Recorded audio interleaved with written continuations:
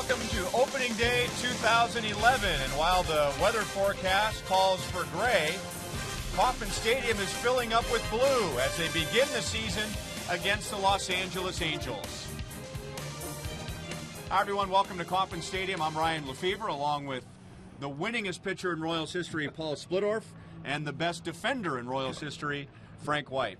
And Split, let's begin with you. Let's begin with pitching because the season begins with the ball in Luke Hochevar's hand. Yeah, it really does. The Royals don't have a guy on their roster right now who has ever made an opening day start, but they wanted Hochevar to get that done. He picked up a lot of confidence late last year when he came back from that elbow injury. Had a good camp. They expected him to be out there today.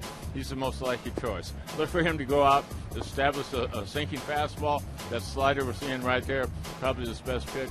Working a curveball, straight changeup. They'll want about 100, 110 pitches out of him this afternoon. Let's see if they get it. And we show you one of Luke's best starts in his career. A lot of strikeouts against the Rangers, but Frank, for the most part, he and the rest of the pitching staff are contact-type pitchers, which means they're going to need good defense. And you're right, Ryan. And the Royals did two things this offseason. They went out and traded for Alcides Escobar, and they picked up Melky Cabrera to show up that middle. And with a healthy Chris Getz at second base, then the pitchers can really feel confident when they got to put the ball in play up the middle that a lot of these balls are going to get caught this year. So changes with the opening day starter, changes on defense, and changes in the Royals' batting order, specifically where Mike Aviles is slotted and Alex Gordon. And we'll talk more about that when we come back.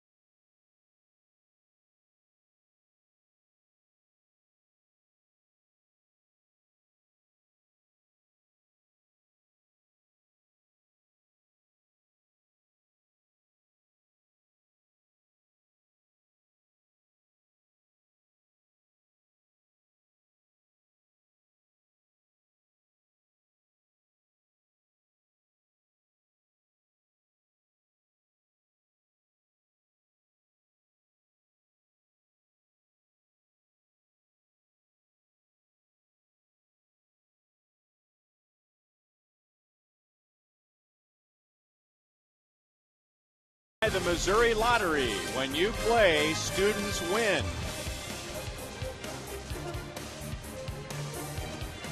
We've had a drizzle off and on here at Kauffman Stadium. Right now 45 degrees, expected to get up into the low 50s, and it is expected to be overcast all day. However, not too overcast to prevent a visit from Whiteman Air Force Base.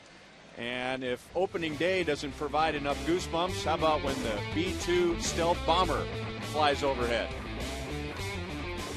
Here's the Royals batting order today. So we'll see Mike Aviles moving over to third base and leading off.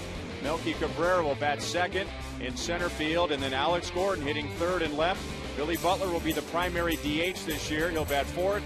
Then Kila Kaihue is at first base. Jeff Francoeur in right. Alcides Escobar at short. Matt Traynor catching. And Chris Getz at second base. So Mike Aviles not only changes a position to begin the season, but he'll be leading off.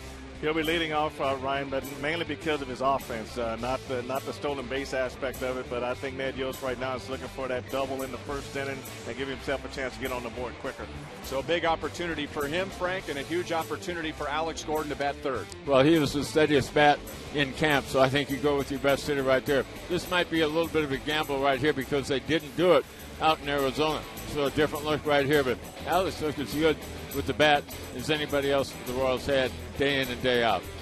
They'll be facing the Angels ace, Jared Weaver, who gave the Royals a bad time last year. They'll be facing veteran Torrey Hunter, who's always tough on the Royals, and a young player trying to make up for an offseason, Howie Kendrick. The Royals and the Angels, and the first pitch is next.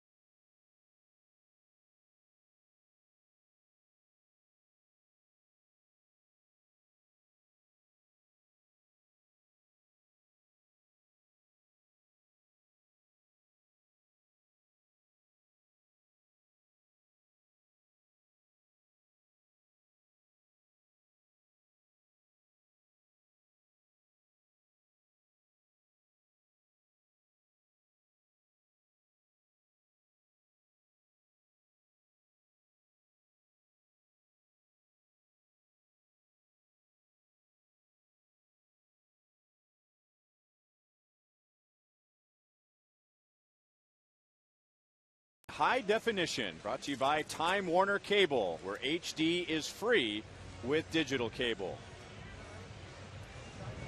And here's a familiar sight just moments ago. Mike Sweeney wearing a Royals uniform, getting a big ovation, throwing out the first pitch to George Brett. And as you know, last week, Michael announced his retirement, but not before signing a one-day contract so that he could retire as a Royal.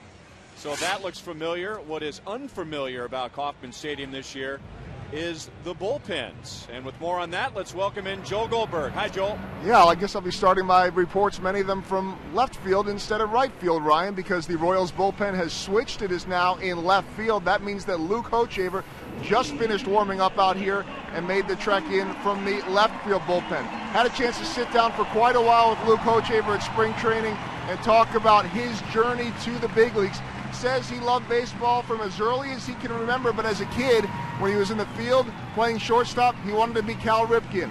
At the plate, he wanted to be Ken Griffey Jr. He wasn't recruited all that highly out of college from a small town in Colorado, and really didn't end up coming into his own until after his sophomore year at Tennessee.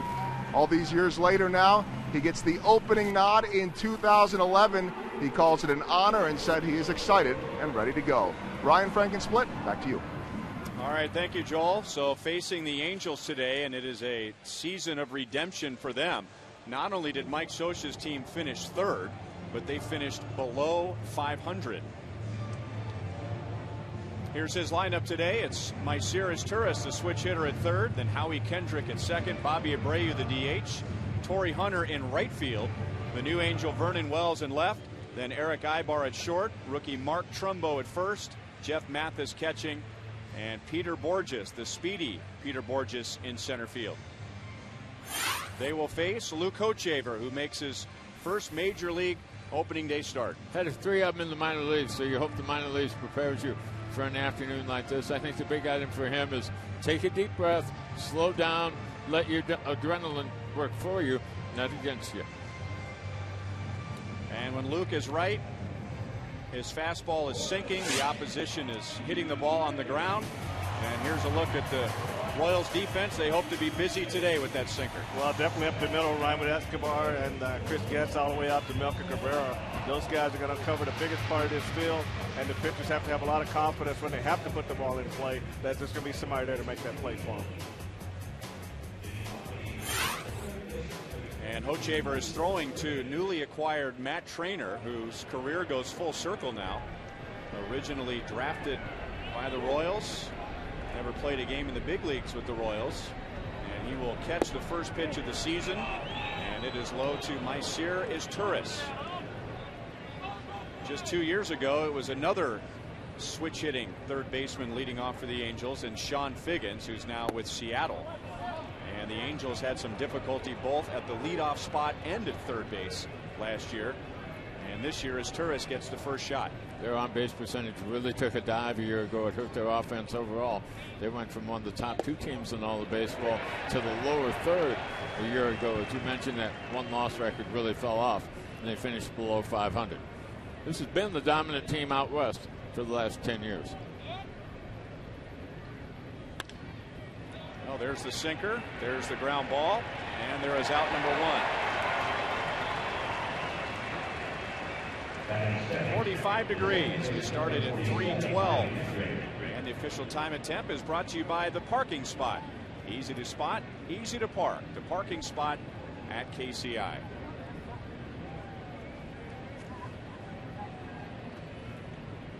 So Luke takes a big, deep breath, and he can breathe a little easier getting that first out of the season. And he's on target to Howie Kendrick.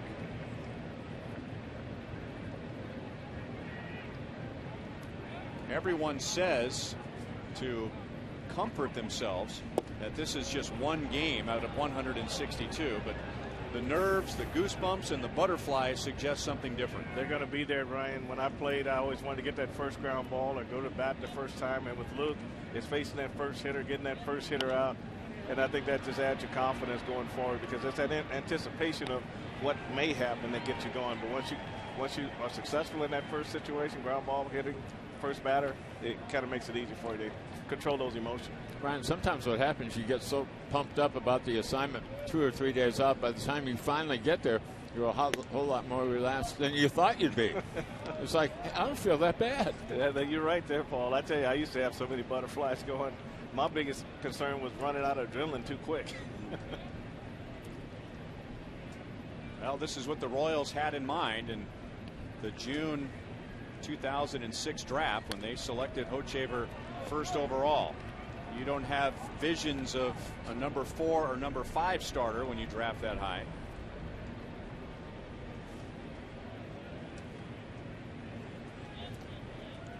Royals tinkered with Hochevar's delivery a whole lot last year, so they really didn't have a project when they went to Arizona this spring. They wanted to do everything they finished up with a year ago. Thought they made all the adjustments they wanted to make.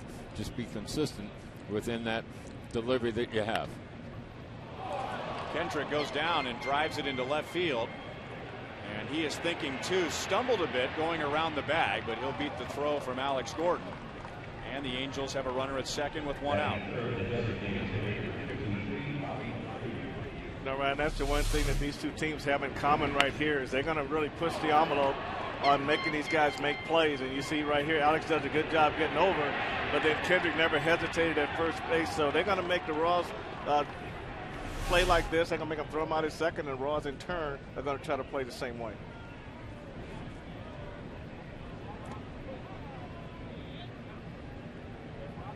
And now Bobby Abreu, who had only 78 RBIs last year. He has an RBI spot here in the first inning. He had gone 7 consecutive seasons with at least 100 RBIs. The popular reason why the Angels fell off so dramatically on offense last year was the injury to Kendrys Morales. But talking to the people closely associated with the Angels, yes, Morales hurt, but there were several players who had off years, and Abreu was one of them. Really only one player that kind of matched his career numbers, and that was Torrey Hunter. And Frank, you touched on it. They want to be an aggressive team. We've talked about them the last few years. Probably the best team in the American League, going first to third, running the bases, exciting team. Last year they got a little bit one-dimensional. Well, you're right, Paul, and this is what the Royals are going to try to attempt to do this coming into this season. But the only thing predictable about Mike Scioscia is that he's unpredictable. And so this is why Luke's job on the mound gets tougher when these guys get on the base, because that's where he's got to really work hard to control the running game. Mike Scioscia, with a 15-year career as a major league catcher, played for the Dodgers and played under 2 very aggressive managers, and Tommy Lasorda, the Hall of Famer, and Bill Russell, who's from Kansas. And so when it was his turn to become a manager, he just picked up that style. I really thought they might have made a mistake when they hired him, because he was known as a former Dodger. And the Angels are always like second cousins to the Dodgers that owned the West Coast. But they have taken over the Dodgers now. They have better than 3 million in attendance every year. And right now they're the dominant team out there. Dodgers got all kinds of problems, starting at the top. Way at the top.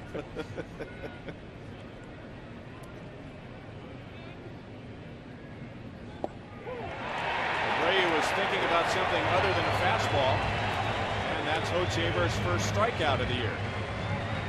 I really think it's important for Luke to pitch inside with the four-seam fastball to left-handed hitters. He does not jam hitters much over the last couple of years.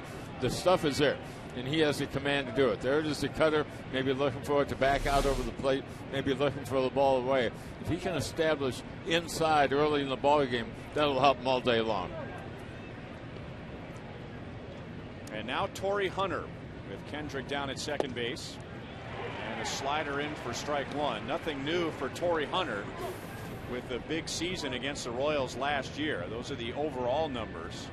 Against the Royals, he had .394 with 4 of those 23 home runs.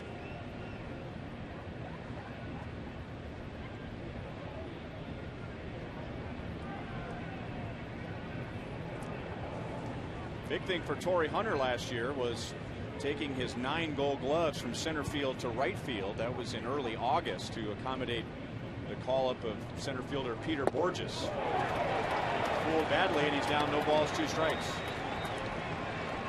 Don't know if they're guessing on Hochevar right now, but you talk about a guy getting beaten by a fastball. Well, Paul, he's doing a good job of mixing in his slider and his cutter. I think those 2 pitches right now, the guys are having a hard time making the distinction. They think it's the cutter, it's a big slider, and they look for the slider. The cutter makes him flinch a little bit, so he's on right now. 1-2. That doesn't hurt you right there. Changes the eye level of the hitter, gets him thinking something else. Did he intend to come inside and miss upstairs? Will he come back inside? Remember, he got a strikeout on an inside pitch on the previous hitter.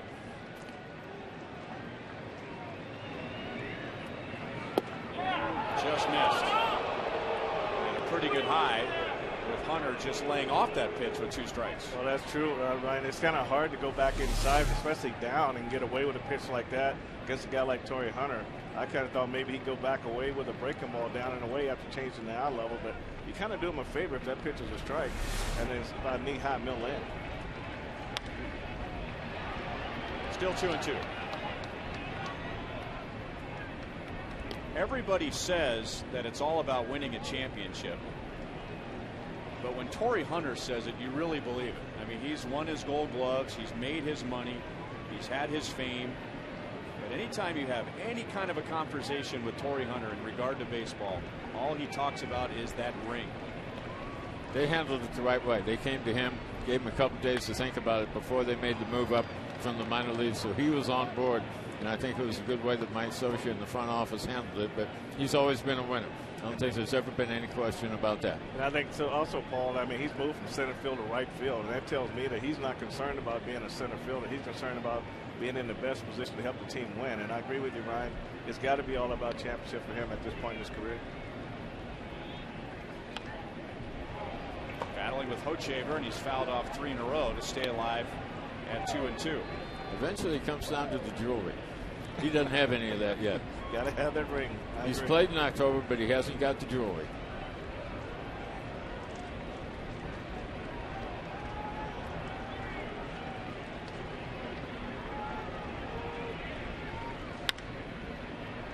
Off of Vila's glove, but he keeps it on the infield. So everyone is safe, but Kendrick has to hold at third base. Now, this would have been a tough play for Mike here going to his backhand side, but after the ball went up, he still thought he had a chance to make a tag play, but that went off at the end of his glove also. So that's a ball that most third basemen, you at least have to catch that ball. And Mike will be hit with his first error. And that's something we'll be keeping a close eye on all season, how the Royals play defensively, trying to shake off a reputation of being a bad defensive team after leading the American League in errors the last 2 years. And Vernon Wells coming over from the Blue Jays. He had 31 home runs for Toronto last year. And talk about guys that are dying to get to the postseason. Vernon Wells will go down to first base after being plunked by Hochevar. There is only one player in the entire major leagues right now that has played more games without going to the postseason than Vernon Wells, and that's Adam Dunn. So for him, it's been a long time coming.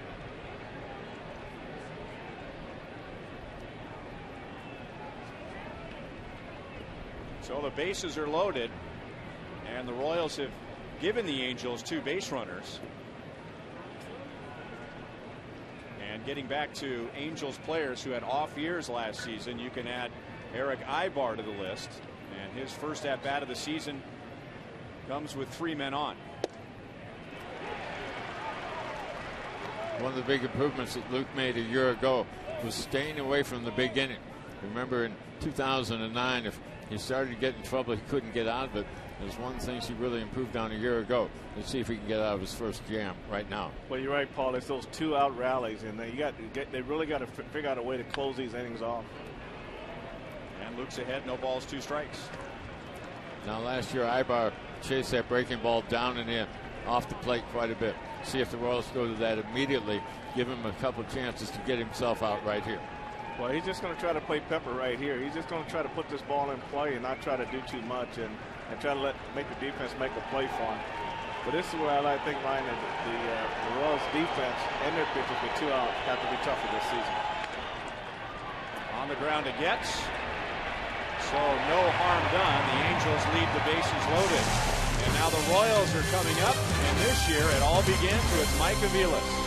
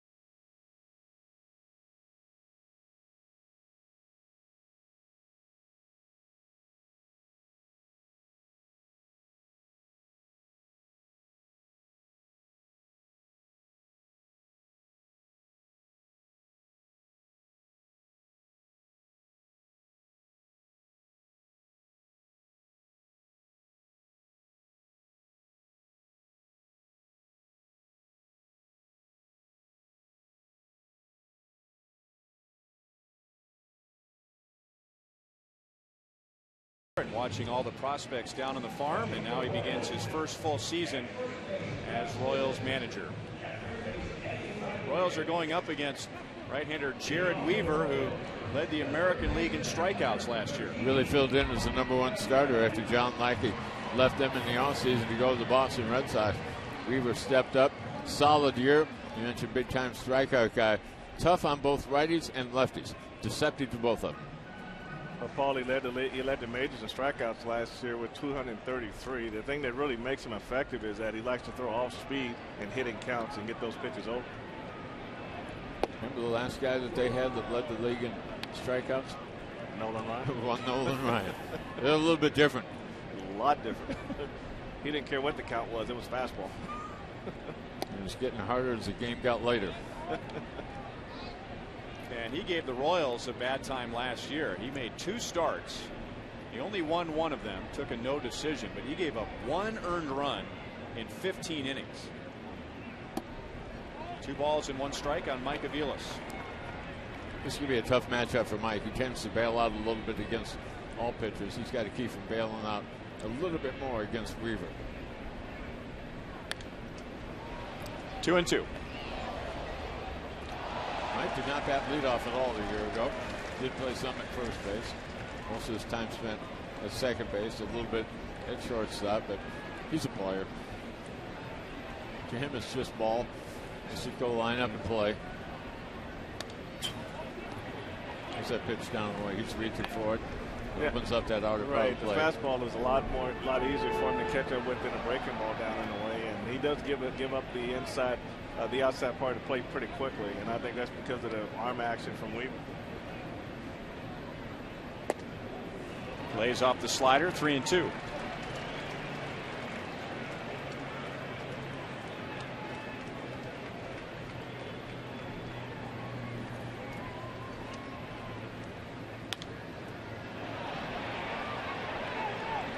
Trumbo over to the dugout suite, but it's back into the lower seats.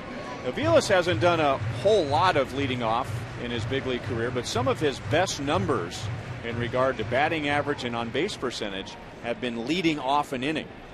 And those were some of the numbers that the Royals point to, the most important ones, when making the decision to have him lead off this year. Yeah, the one thing, Ryan, right here, he's had a couple of good fastballs to hit, and he keeps fouling them off. And against a guy like Weaver, sooner or later, he's going to make that pitch that's hard to hit. So as a hitter, you get that fastball, and you don't want to keep fouling that pitch off.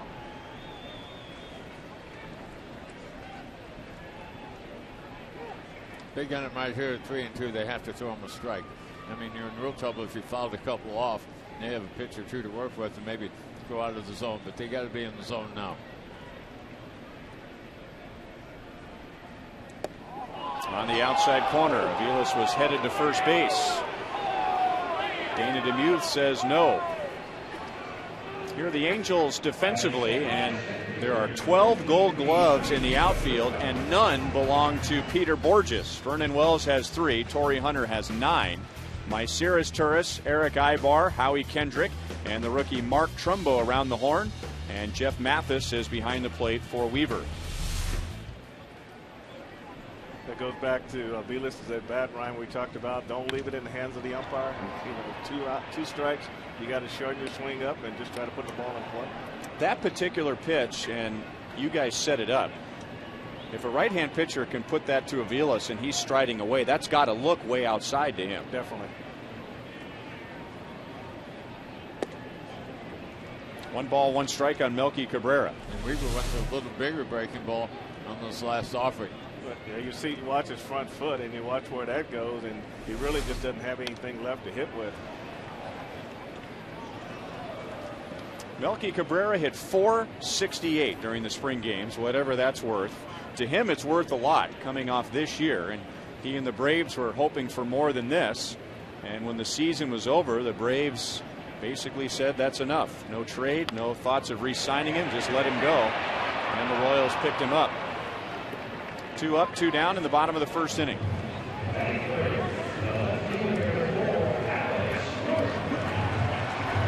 Well, this will be a discussion for much of the first month, and we'll see how Alex Gordon responds to hitting third. On one side, the knee-jerk reaction is that the Royals have done a reversal of thinking here, letting him bat 6th or 7th this year, kind of ease him back up to the middle of the order. And we didn't find out he was going to bat 3rd until about 3 days ago. The flip side is, at some point, the Royals are going to have to find out whether Alex can be a number 3 hitter in the big leagues. So why not 2011? Weaver has a 1-2-3 bottom of the 1st inning.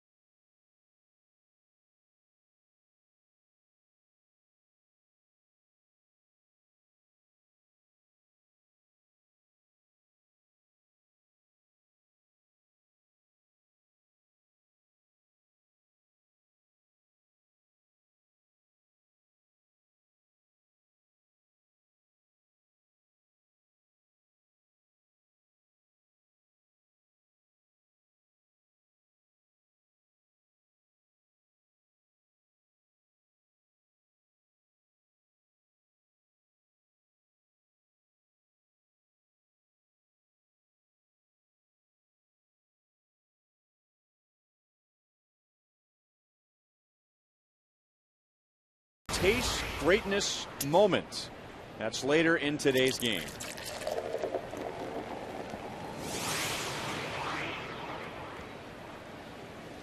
Luke Hochevar had to work for it, but he ended up with a scoreless top of the 1st, throwing almost 30 pitches. And with the bases loaded, he was able to get Eric Ibar and a ground ball to 2nd base. It'll be Mark Trumbo, Jeff Mathis, and Peter Borges in the 2nd. Who is Mark Trumbo? You might be asking yourself. Well, he is from Anaheim, California, so you know it's a thrill for him to be playing with the Angels. And last year he hit 36 home runs in the minor leagues, and that tied him with Mike Moustakas for the most home runs in the minor leagues last year. I know Mickey Hatcher loves this guy a lot, and saw him in spring training take batting practice. He hit balls way back up there underneath that scoreboard there in Surprise, and he does have big time power. That fastball hitter has trouble with the breaking ball. Last year was a really big breakout year for him. He had done some things in the minor leagues, but not nearly to the level that he did it a year ago. He really set himself up well when he came to camp with LA. Sometimes you still need a break, though. You got to have a guy get hurt in front of you to give you an opportunity. He might be right back at Salt Lake City. Well, that's how I got my opportunity. So you do have to have some help somewhere along the way. Yeah, but you backed up when you first got here. I mean, you could play short, 2nd, 3rd. He's going to be locked in at first base or DH. Yeah, that was my first opportunity to get out of AAA, though, when Freddie pulled a muscle in June, and they brought me up to play a little bit. Otherwise, I probably would have been stuck in AAA up until September. 2nd strikeout for Luke Hochevar. This year, we want to hear questions that the fans have for the booth, and here's our first in 2011. I have a question for the guys up in the booth. What's your favorite opening day moment? Frank? Well, I think opening day hit a home run against Baltimore. That's probably my favorite. That's it? No more details? No Pitcher? No more details. How many crab cakes you had after the game? No pitchers, no, just opening day, getting that first hit out of the way, and it was a home run. Got that out of the way, and we won the game. Split, how about you? Well, mine wasn't really opening day. It was the opening day in this ballpark. We opened up west against LA. You came back here, had the first ball game in this stadium. But of the 3 openers that I had, it would be the ball game that we won in Detroit. My career, I've won 1, I lost one. I had no decision. Wins go a long way. I mean, it would be easy to say the first opening day after you win the World Series, because the place. Now that's fun. Yeah, you know, I mean, it's just electric in here, and everybody's excited, and you get the World Series ring and that type of thing. So that was a good moment also. 3 strikeouts for Hochevar and 2 down in the second inning. Well, the thing about the 2 strikeouts in this inning, the ball is down and it is moving. There's a sinking fastball down and into Trumbo. You come back with another ball down, and you have Mathis, who had a good camp in spring training, down and in, over the top of it. Tells you Luke was a whole lot better here in the second inning than he was in inning number 1. Well, he's doing a good job, Paul, of making that ball run down underneath the swing of those right-handers. And if they continue to hit around that pitch, you're going to continue to see swing and misses the rest of the day. You know, you hate to see a guy put up a 26-pitch first inning, but on a day like this where the adrenaline is such a big factor, that could help him in the long run if he can have a quick inning here, inning 3 and 4. 1-1 on Peter Borges, who faces Luke Hochevar for the first time. Escobar is going to have to hurry because Borges can fly, and Escobar throws him out. So a much easier second inning for Hochevar.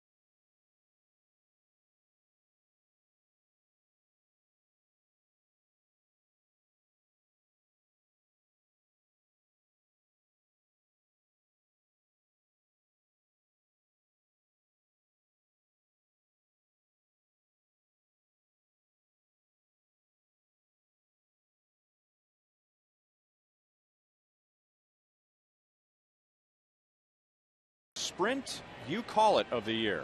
Your favorite opening day performance. Text 432-432, enter keyword Royals, followed by A, B, C, or D. And I'm assuming that there are several viewers today who may not have been born for the first one, maybe even the second one. Dennis Leonard in 79 against Toronto. Bud Black, 85, also against Toronto. Kevin Apier, 95 against Baltimore. And Renelvis Hernandez at the beginning of 03. Billy Butler rolls out to second base, and Weaver has retired the first 4.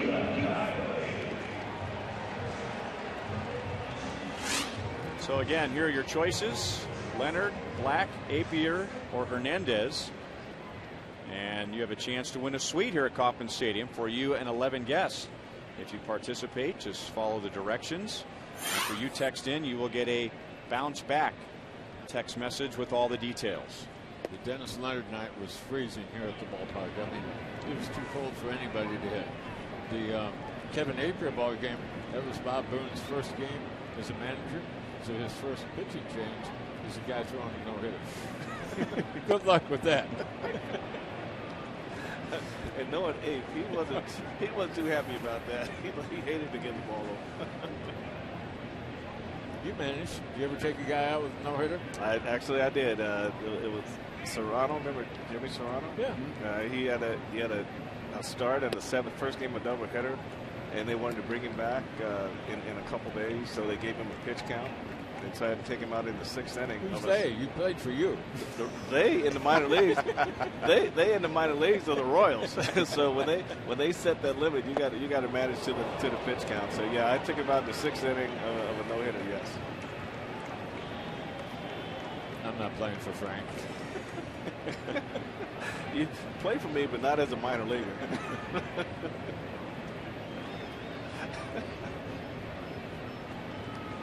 2-2 on Keela, who had 7 home runs in the Cactus League, and now he works a full count.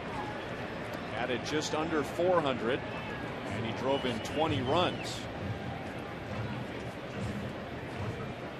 But the one thing about Keela this year, Ryan, when he lets that bat go, it's going. I mean, he's very aggressive at the plate, and when he squares the ball up, it's hit very well. And that's drilled to center field. And Borges didn't get a great read, but able to compensate with his speed. So Keela hits it right on the nose, but out. By Keela, he's got that power, but also a good contact kind of swing. This ball away from him, he has the power to leave even in that part of the ballpark. And Taylor Nashon on the fly ball, they're just able to run that thing down. Everything away from Keela. See if they pitch him that way the rest of the series. Well, if he hits balls like that, I don't think they will. Yeah. I think they'll test him inside and see what he can do there. But to be able to go out away and hit a ball like that, that's a good sign. And now a strike on Jeff Francoeur, who had a tough start to spring training and at one point was 0 for 25, but finished strong. Not only were the overall numbers good, but he was hitting with power.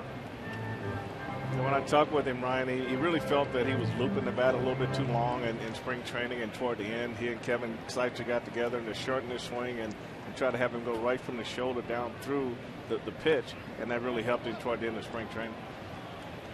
One of the things we're going to find out about this Royals outfield, all of them throw really well.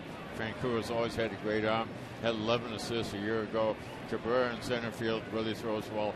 And I thought Gordon in left field really picked it up a year ago. And I think even when Dyson out there, his arm is a lot better than people think his arm is too. So he'll be even better if you put him in left field or something like that. Francoeur, a Gold Glove winner for the Braves in 2007.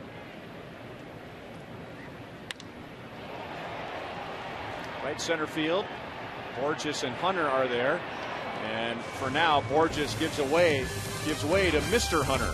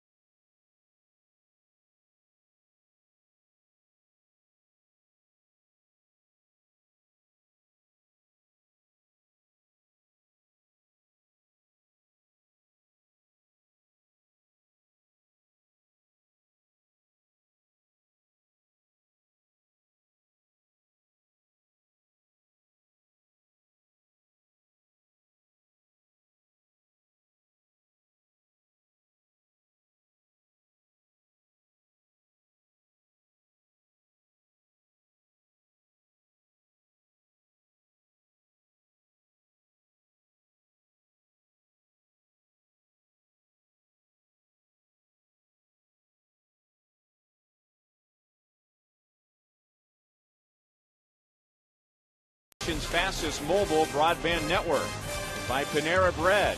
Taste the difference freshness can make with Panera Catering. Order online now at panera-kansas.com. And by your Kansas City area Chevy dealers.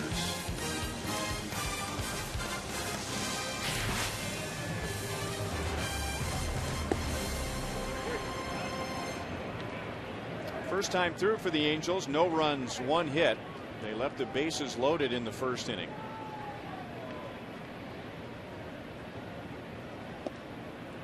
Hochevar's ahead, no balls, 2 strikes. He got Myceres Turris to ground out to second base to begin the game.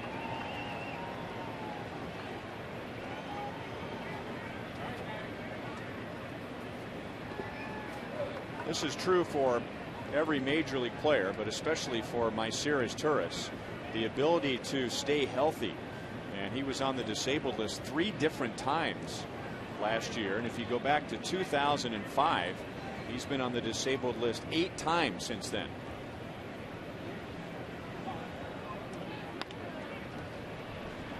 And he was really tied up with a fastball that was boring in on his knuckles. And for the second time today, he grounds out to second base. They talk about the importance of Luke getting inside on hitters, especially the lefties. Here's your cut fastball. They're all aware of the fastball that sinks down the way, but you get the cutter in there below that trade mark, you'll tie him up pretty well. Yeah, it looked like a pitch ball where he thought he was going to get a good swing on it, and all of a sudden it moves about 6 inches, and throwing it around the belt really makes it effective.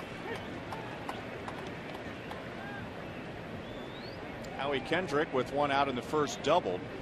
And then with 2 outs, Torrey Hunter reached with an error. Vernon Wells hit by a pitch. And the Angels had the bases loaded, but Hochevar got out of it. And now no balls and 2 strikes on Kendrick. And Kendrick came to the big leagues a few years ago. He came through the minors with the idea to be a possible batting champ at some point in time. But he's seen his average go down each of the last 4 years. Bottomed out last year at 279. So he was one of those guys that had a problem getting on base. Not expecting the fastball and a very late swing, and Luke Hochevar has 4 strikeouts in 2 2/3 innings. Well, just what you say, Paul, is just about putting the ball in play. And he's also been a guy that's been injured a lot also. I saw him in Double-A, and he looked like one of those guys that was destined to win a batting championship because he does hit the ball well the other way. But I think right now Luke Hochevar's got command of 3 pitches, and that's making a big difference at the plate. 4 strikeouts, 4 ground balls so far for Luke. That's a good sign.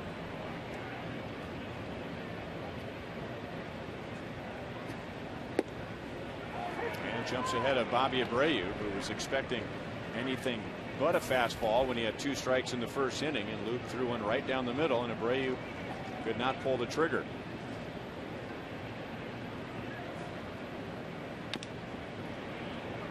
Oh, 0-2.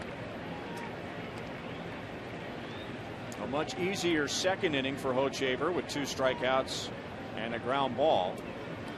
And now he is pounding the strike zone in this inning. 9 pitches, 8 strikes.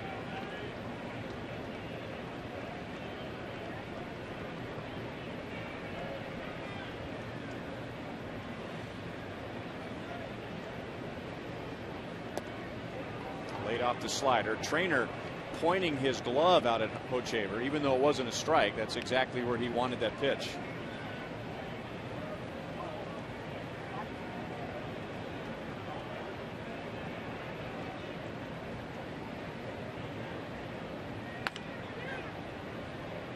Still 1-2. You were talking about that Dennis Leonard start in 1979 and how cold it was. It is cold here today. It is not frigid cold. Luke Hochevar grew up in Denver, so he was typically pitching in cold weather this time of year. And he said last year, after pitching a very cold game in his first start against the Tigers, that he likes pitching in cold weather. Also knowing that the hitters are not comfortable at the plate. And you know that stung down around the end of the bat.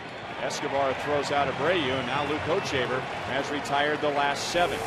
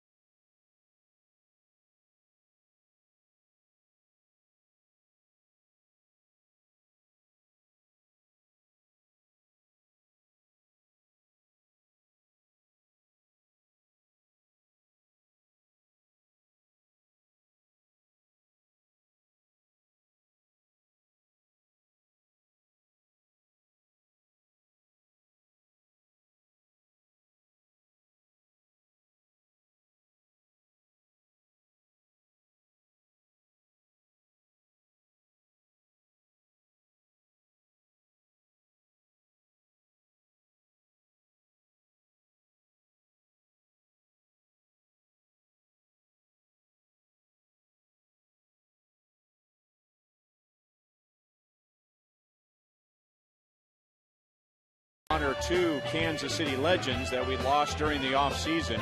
Longtime sports announcer Bill Grigsby and Mr. Music Tony DePardo, in honor of her late husband Tony and their friend Bill. DePardo's widow Dottie will have the honor of sitting in the Buck O'Neil Legacy seat here on opening day, and joined by her daughter and Tony's longtime musical partner Patty DePardo, Livergood, and the DePardo family.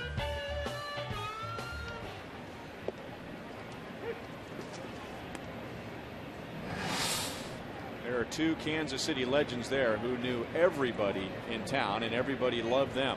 Buck O'Neil and Tony DePardo.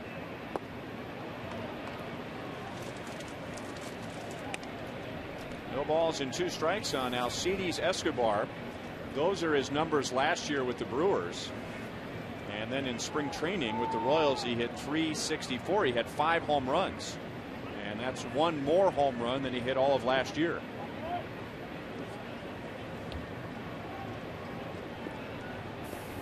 A career .290 hitter coming through the minor leagues, so a shortstop has plenty of bat to bring with you.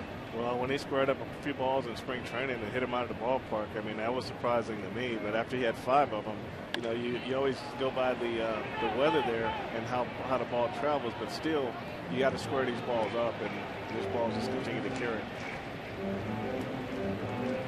He hit one over the last couple of days when I was out there. Probably not going to be a home run in this ballpark, but hit it hard enough. You know, he had a double down in the corner. If you get that out of him, you're really happy. That's for sure. 2 balls and 2 strikes. So .235 overall for Escobar, and then he ran out of steam at the end of the season, batting just .153. Brewers thought he had a chance to be a Rookie of the Year candidate. Shallow center field, and Borges is there for the first out.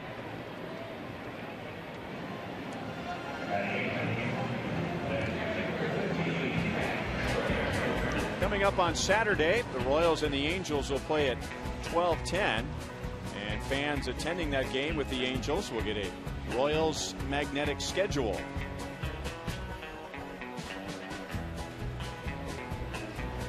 Four-game series with the Angels, so a lot of oddities to begin the season. First of all, opening day on a Thursday with a 4-game series followed by a 2-game series. And now a strike to Matt Trainer, who was acquired at the very end of spring training. He was in camp with the Rangers and was a backup catcher for the Rangers most of the year, but there was a stretch of time when the Rangers were dealing with some injuries behind the plate, and he was the Rangers' regular catcher. Joe Saltalamacchia was the guy they were really hanging their hat on down there, but it just didn't work out defensively or with the bat. They ended up making a few changes behind the plate that they didn't look forward to doing. I think teams really look for that backup catcher to be a guy that can come in and definitely handle the pitching staff, and more of a defensive guy than an offensive guy. But we were also able to pick him up late in spring training. And I was going to ask you, Paul, what do you think the relationship is getting a catcher that late, and you're a guy that's been pitching quite a while? Well, it's going to help you in the long run. You know, it takes you a while to establish yourself, the relationship, and how you like to work, and what your stuff is. I mean, he can have an idea going in, but you look at him behind the plate, he's comfortable. He'd be comfortable to throw to. And I think for a guy, if you don't know your catcher, that's one thing. The calling game isn't all that difficult, but if he looks comfortable behind the plate, you'll be comfortable throwing to him. His Turris had to handle a difficult hop. Actually, it wasn't a hop. It hit the edge of the grass and flattened out on him, but he stayed with it. And now Jared Weaver has retired the first 8. Take a look at him behind the plate, Frank. He's a receiver. I mean, he's just not a catcher. He's receiving the ball. Whether it's in, away, down, up, and he's given a good target, and he sits low. And all of a sudden there you say, well, it's like he's in a rocking chair. I could hit him all afternoon. They did an excellent job blocking a few balls, too, just letting it settle softly into his midsection right out in front. And so you can tell he's pretty polished back there.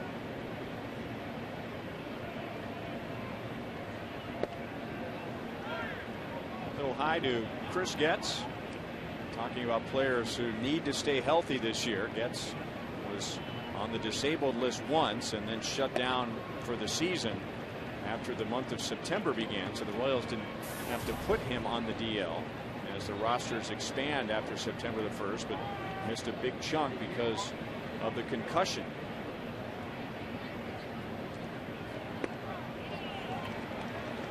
Three balls, no strikes. That might be the last injury you want to get right now.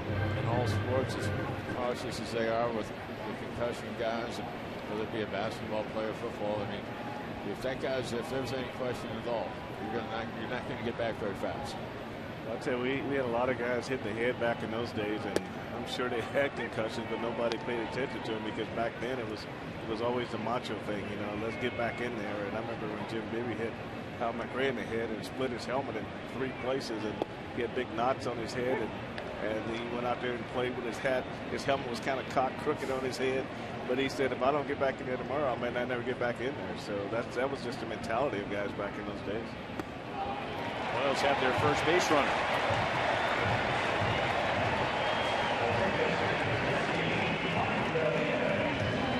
Fox Sports Kansas City's Royals replica Jersey Day returns on April the 16th, and the first 20,000 fans attending the Royals Mariners game receive a road gray replica jersey.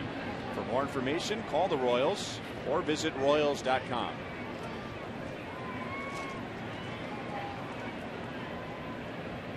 Always a good situation to run. Runner at first, 2 down, and the leadoff man at the plate. And the thinking, of course, is if the runner is thrown out, well, you have the leadoff man leading off the next inning. Chris Getz last year stole 15 for the Royals, and he was only thrown out twice.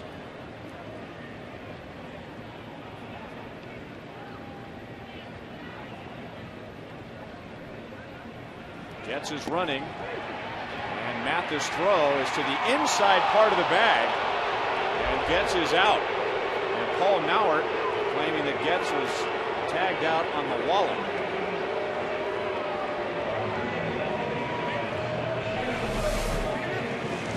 So Kendrick, did he apply the tag? Looks like he did.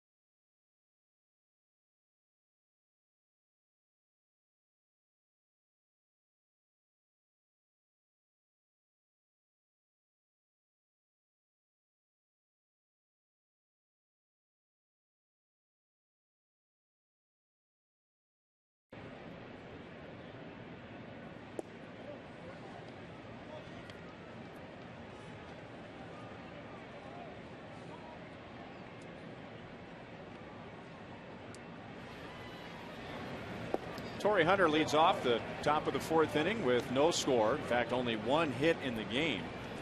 And that was for Howie Kendrick of the Angels back in the 1st inning. Luke Hochevar has retired 7 in a row. And Jared Weaver began his outing today by retiring the first 8. Hunter grounded to third, and on somewhat of a difficult backhand play, went off the glove of Mike Aviles for an error. 2 balls, 2 strikes. We're trying to stay down on Hunter. It looks to me like he's having a hard time picking up the ball. He's been beaten a few times on balls down near the knees. I'd stay there the rest of the afternoon. Well, until he shows you he can do something with it. He really prefer the ball up a little bit out over the plate so he can drive it in the gaps. But Luke's ball's moving a lot. You know, and the lower he throws it in the zone, seems like the more it's moving. You've always seen Torrey Hunter with great bat speed. I'm not seeing that same bat speed here this afternoon. It's not 80. It's not 80 degrees yet. That's drilled to center field, and right on cue, Torrey Hunter says, "Take that, Paul Splittorff." We just saw some bat speed. The Angels lead 1-0.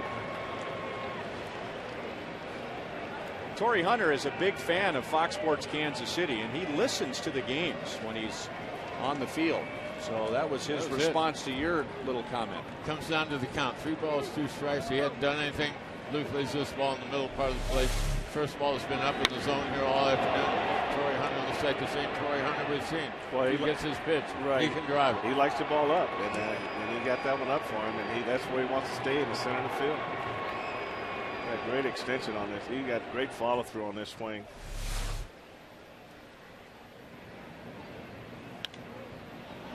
Vernon Wells swinging at a pitch that was inside, a pitch that was way inside, hit Vernon Wells on his left shoulder in the first inning, and that loaded things up for the Angels. But Hochevar got out of it with a ground ball.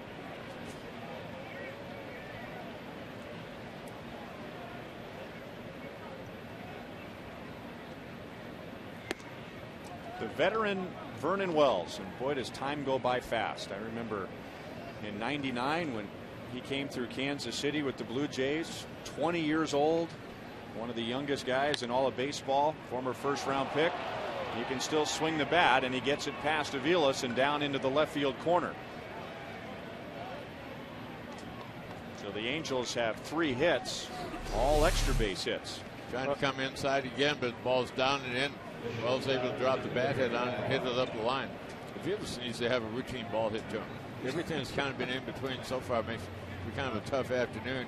You'd like to see him be able to build a little confidence over there at third base. Well, you know, Paul, that sinker going down and in under these right-handers' bats, you might want to play a little close to the line because they're going to hit around that ball and they're going to hit it down the line. And that's what happened there. Vernon Wells did a much better job of getting his hands inside and getting a lot of wood on that ball.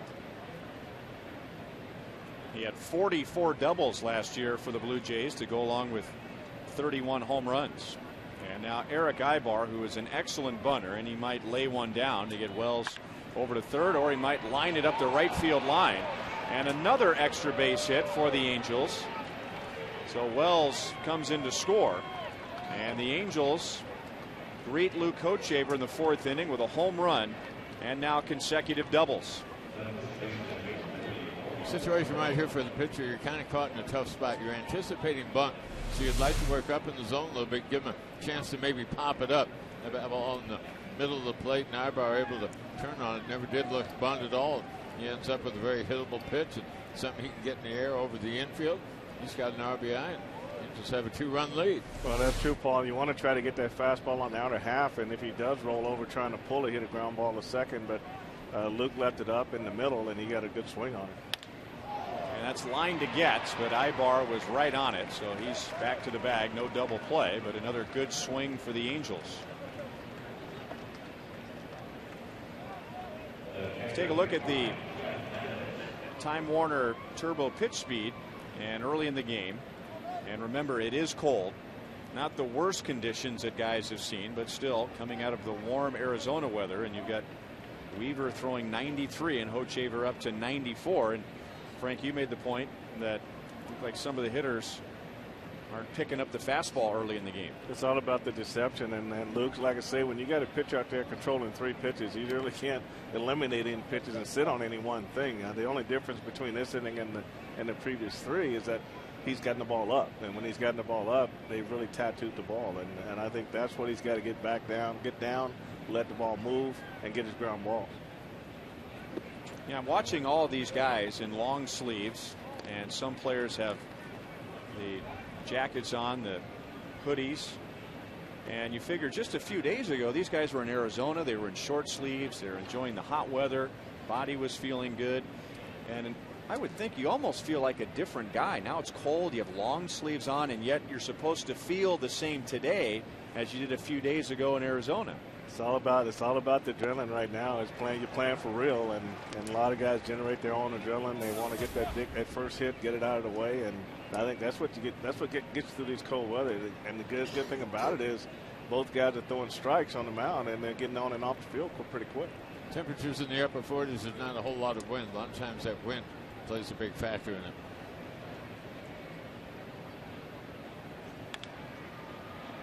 Well, Aviles still doesn't have a routine play. He had to run to the line and come in, but able to throw out Mathis, and Ibar remains at second base.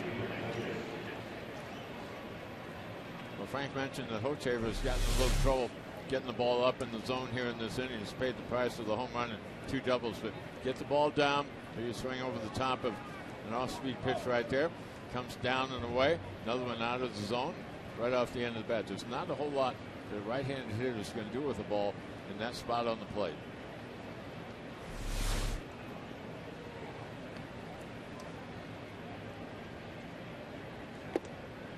Borges is late on the fastball. He grounded out to short in the second inning.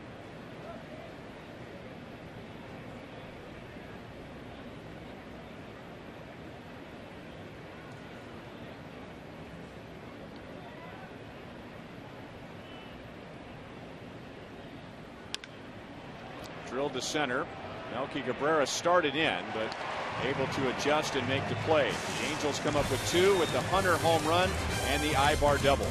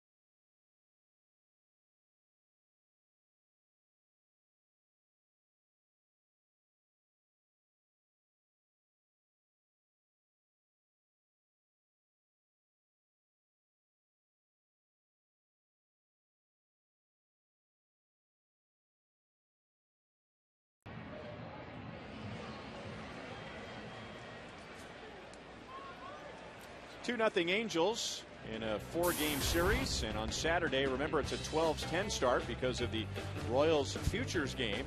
30 minutes after the Royals and the Angels. AAA Omaha, AA Northwest Arkansas will play right here at Kauffman Stadium. That'll be a lot of fun.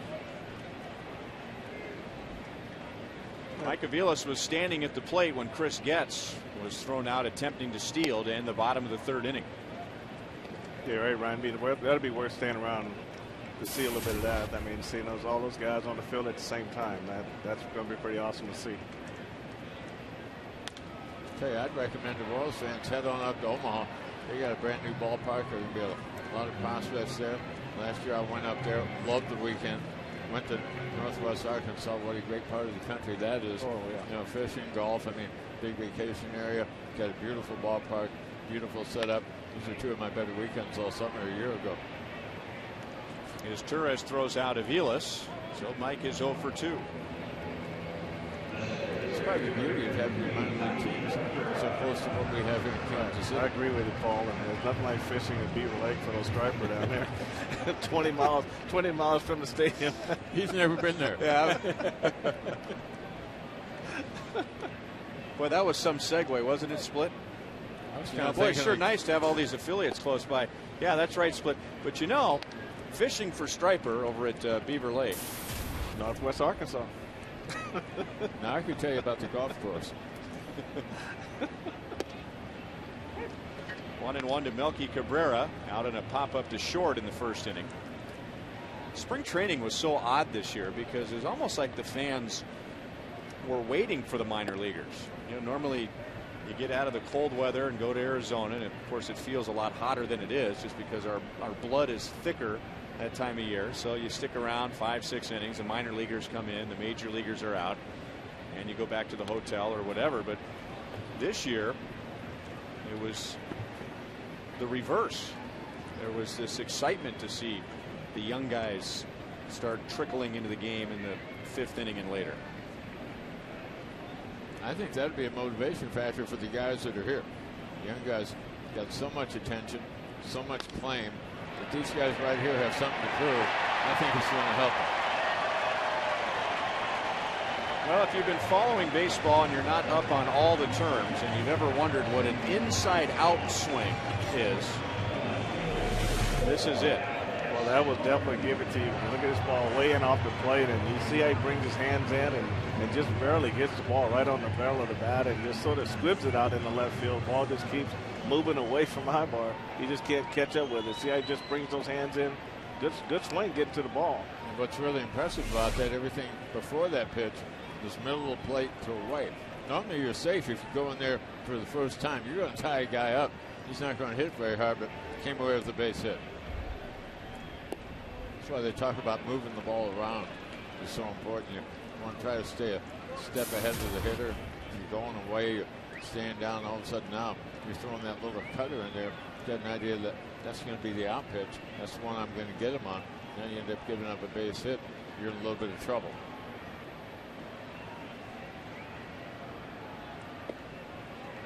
And now 2 balls and no strikes on Alex Gordon. So it took 9 batters for the Royals to get a runner against Weaver and 11 to get their first hit. Alex popped to short in the first inning. 6 home runs, 23 RBIs for Alex in spring training. And that came after he began spring training just 2 out of 16. 3-0.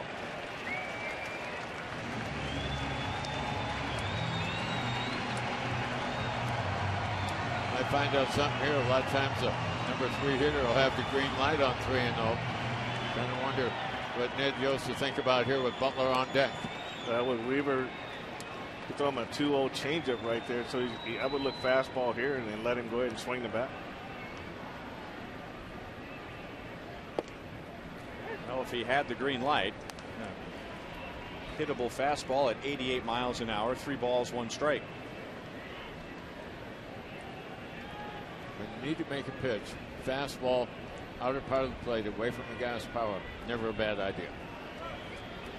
Make a mistake on the inner half, you might have a problem. Same pitch, and Alex fouls it away.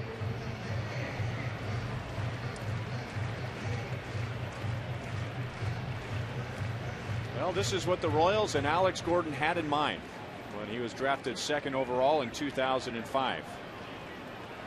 That he would be a number 3 hitter in the big leagues. If you saw the club in spring training, the base runner on first, he's going to be going right now. Jeff Weaver saw the scouting report. They pay a little bit more attention to you on opening day than they do during spring training.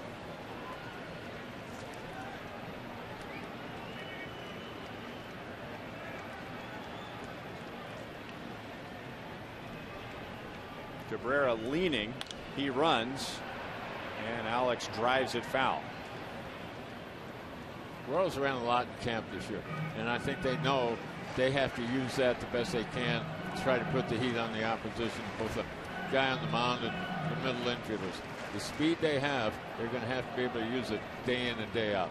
I think they got to work hard to try to score 5 runs a game. In this DH system, you score 5 runs a game, you're going to probably be in the game. If you average 3 runs a game, you're going to have a tough time winning in the American League. Running again, Alex strikes out, and Cabrera gets around the tag. He actually slid through the bag. Ibar was more interested in what the second base umpire had to say. If he stays with the runner, Cabrera might be out. Well, that's what I say, Ryan. You got to ride these guys all the way until the umpire makes a call. Here, if he stays right with him, he gets him when his hand comes off. But like you say, he's trying to steal it from the umpire, and he doesn't get it right here. Stay with that runner and all the way through that slide until he completes the slide. Frank, you were talking about the runs per ball game, and one of the reasons Weaver didn't win a whole lot last year, even though he came up 5th in the Cy Young Award balloting. 3 runs or less 17 times. That's half his starts. That's all the run support he got. He really had a tough time with the offense. So Billy comes up with a runner at second base, and we'll take a look at today's league leaders, brought to you by your Kansas City area Toyota dealers. American League on-base percentage leaders over the past 2 seasons combined, and Billy Butler is 5th.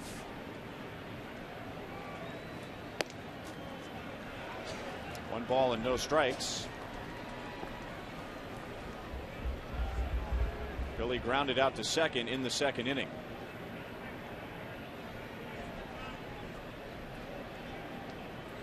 Billy was the Royals Player of the Year in 2009 and last year. 2-0. Frank, one of the things the Royals have in the middle of their order now, Billy Butler, very disciplined, plate, on base percentage should be there. Sheila right behind him, another patient guy at the plate. On base percentage should be a big item.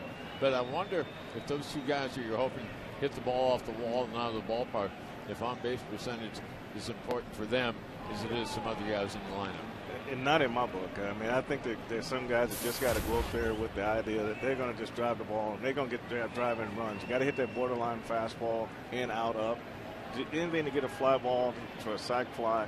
But if you expect it to produce runs, it's hard to have both of them working together. 3 balls, 1 strike. Well, they tell us there's table setters and there's guys that do all the eating. Well, it's time to eat. Right now, you look for a pitch. It's 3-1. You got a man in scoring position. You're trailed by 2. Best scoring opportunity of the day so far. Right guy at the plate. I agree. Time to eat. Time to eat.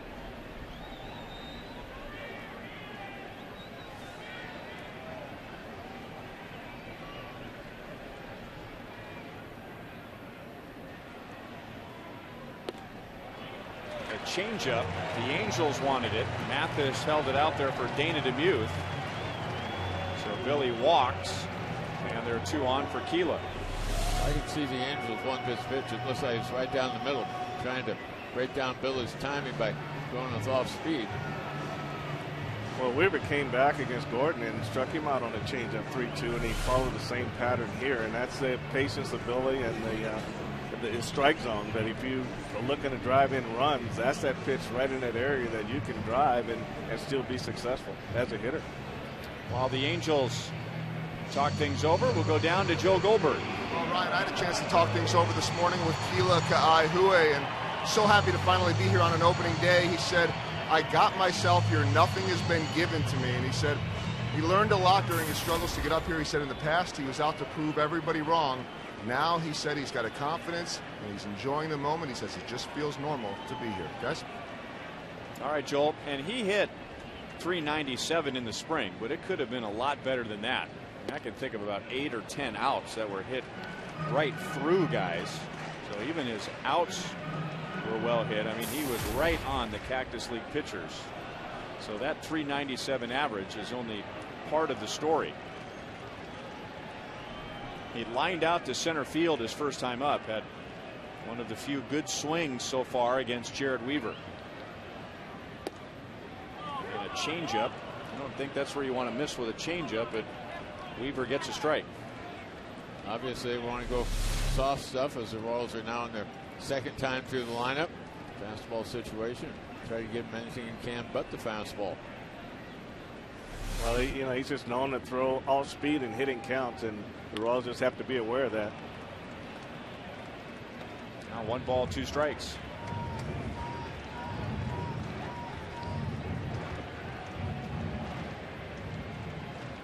Keela got off to a slow start after being called up by the Royals last year, and that was after Jose Guillen moved on to the Giants. But in September, he hit 6 of his 8 home runs and was able to carry that over into spring training. Still 1-2.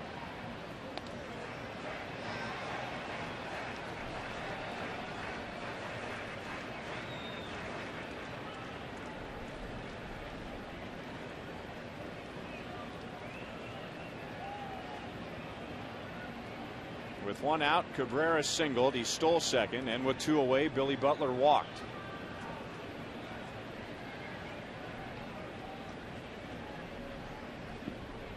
Walked by Mathis, and the runners hold. And it is no surprise to see a good defensive catcher playing for the Angels. I don't think one would play for the Angels if Mike Scioscia's around. If you can't block balls, keep them out front of the plate, you probably won't be catching for the Angels. Well, Mike Napoli led them in home runs last year, was a catcher primarily. He's not with them. He got traded to Milwaukee and traded again down to Arlington, so I think that makes your point right there.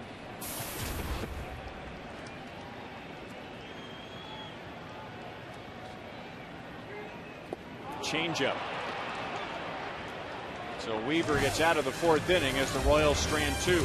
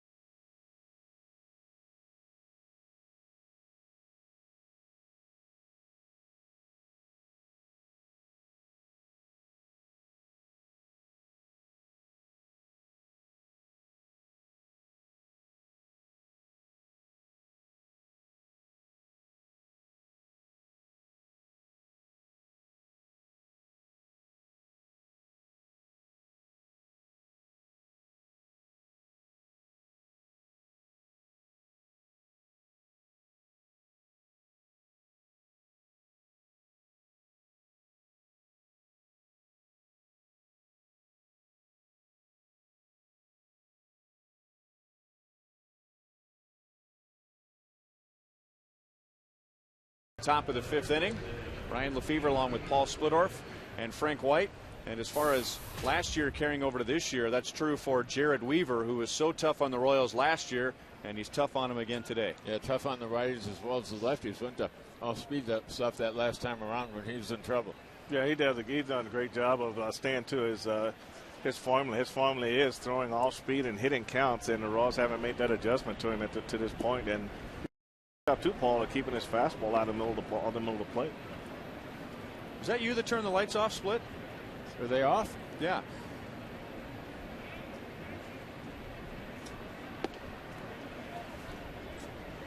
One ball, 1 strike on Mycir Izturis, who has grounded out to second base twice in the first 3 innings. Luke Hochevar did an excellent job of keeping the ball down.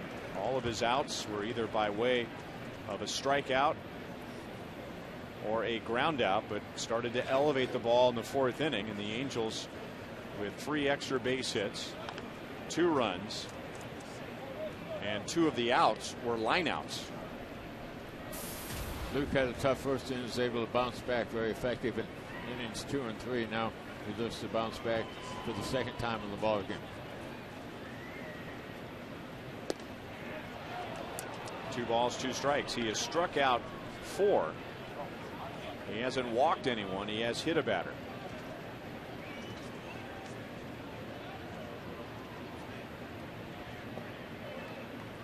Three balls, 2 strikes. After his Turris, it's Howie Kendrick and then Bobby Abreu.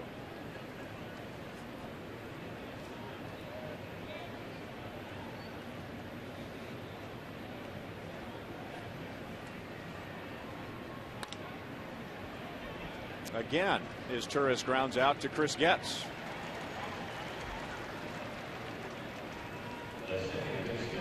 So the leadoff man is out, and now Howie Kendrick, who doubled his first time up, and then Hochevar struck him out in the 3rd inning.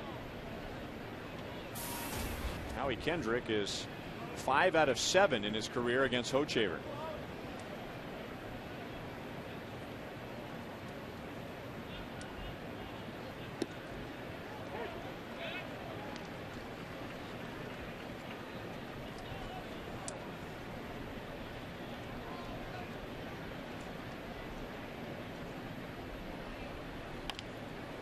Really tied him up, and Aviles comes into the grass. So Hochevar back to where he was in the first 3 innings with everything down.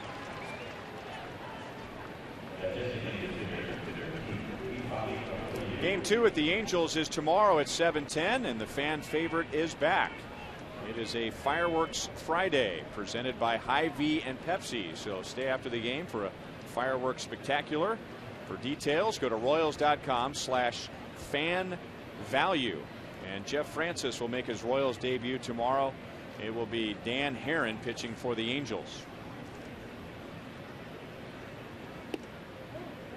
Inside on Bobby Abreu.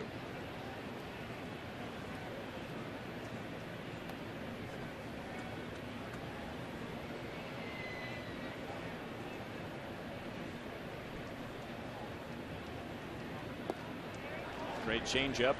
And Hochevar going back to the changeup. He started the season last year with a changeup, then went with the splitter for a while. That was gone when he came back from the disabled list. And now throwing the changeup again. Had the elbow problems a year ago. A lot of people thought that maybe that was a result of him using that split finger pitch. Royals throughout their history have really tried to stay away from that for their young guys coming up.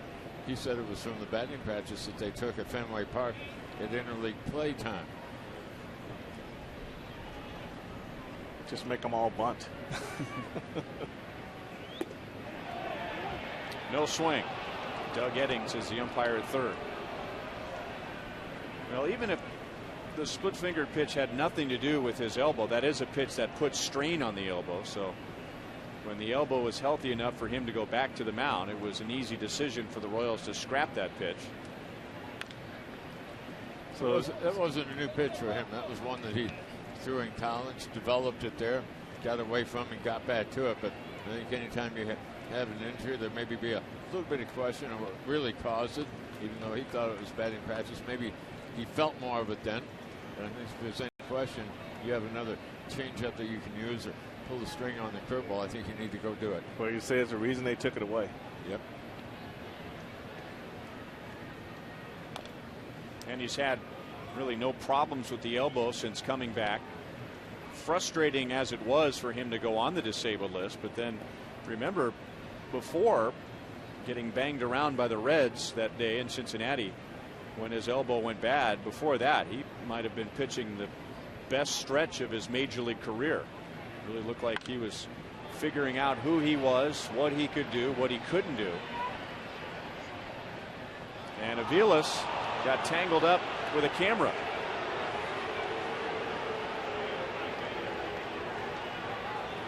That's really one you hate to see fall. A pitcher works hard to get an easy out like this, and Mike gets to the rail, but then he just misjudges exactly where he's at on that fly ball. Or maybe he didn't get tangled up with the camera. He just went to the wrong part of the railing. He just didn't move up fast enough. I mean, it was just misjudged to pop up altogether.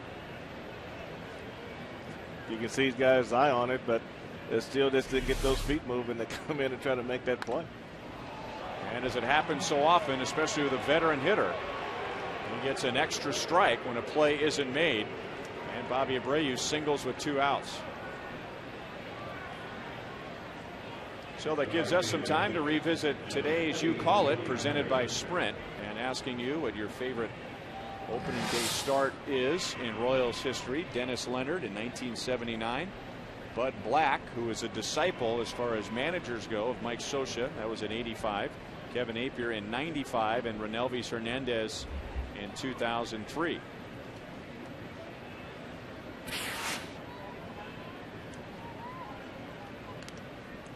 And now Torrey Hunter, he homered his last time up.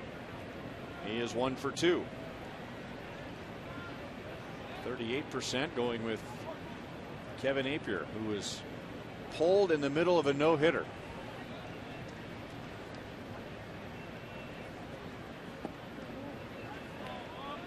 Ball 1 inside on Torrey Hunter.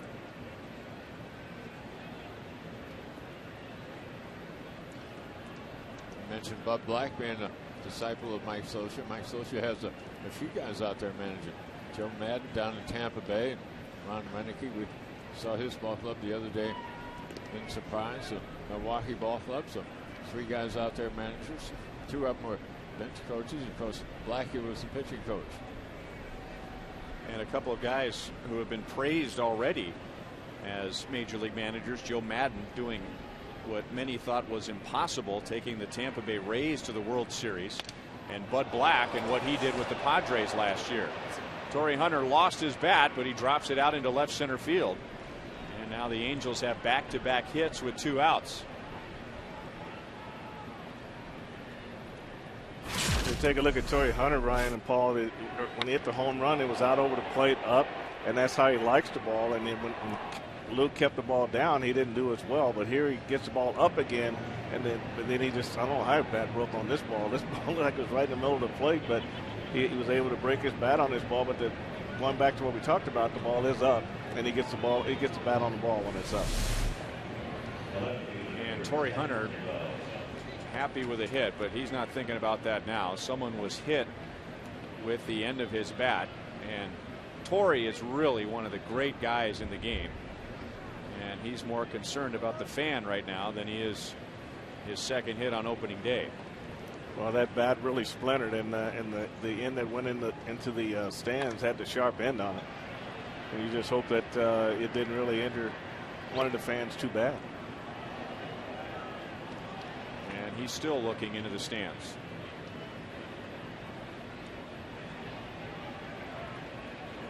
So here's that situation that we were talking about early in the game, and one of the hurdles that Luke Hochevar was able to clear last year's split, where he had trouble in the past. 2 outs, nobody on base, and at times in his first 2 years, the opposition would turn that into a rally. Well, the defense kind of put him in the spot, so I think now, because of what happened earlier in the inning, it's even more important to shut it down, because there are times you have to pick up your teammates. If you get yourself in trouble, that's one thing, but all of a sudden now the defense lets you down. I think it's more important to step up now to try to pick up a teammate than it is to try to pick up yourself. I agree. I agree with that all the way.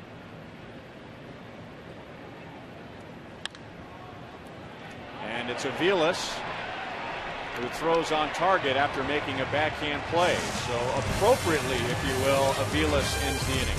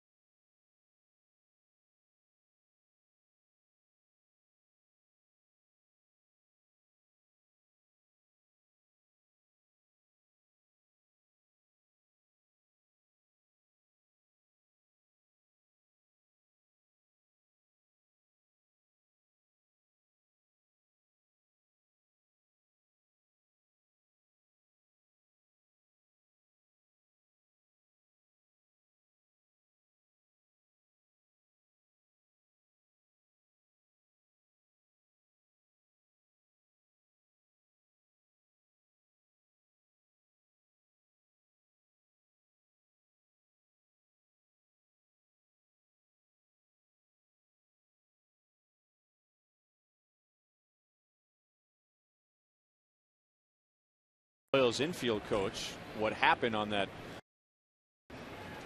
Aviles was unable to bring down. Jeff Francoeur jumps on a hanging breaking ball and hits it plenty deep, but foul. Francoeur flied out to right field in the second inning. After him, Alcides Escobar and then Matt Trainer.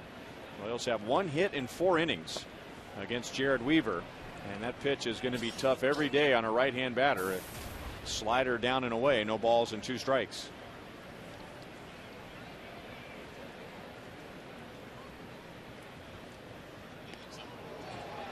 One and 2. Francoeur is another Royal who slimmed down during the offseason and figured that some of his problems last year had to do with weight. And that's a body that not long ago was holding 242 pounds. Borges makes the play in center field, and there's one away in the 5th inning. Let's take a look at today's AT&T trivia question. Who are the only 4 Royals ever to start an opener with less than 20 career wins?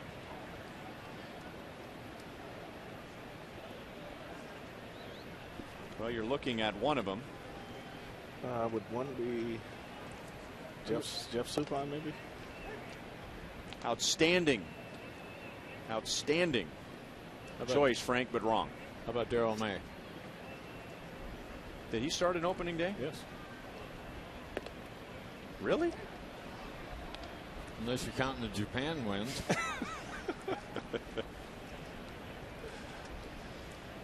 Hochevar, by the way, has 19 career wins. Steve Busby came up late 72, opened in 73. Okay. I have been told that that is correct. So there's 2 of the 4. Darrell May, I am told by Kevin Shank, never started opening day. Really? Yeah. Huh.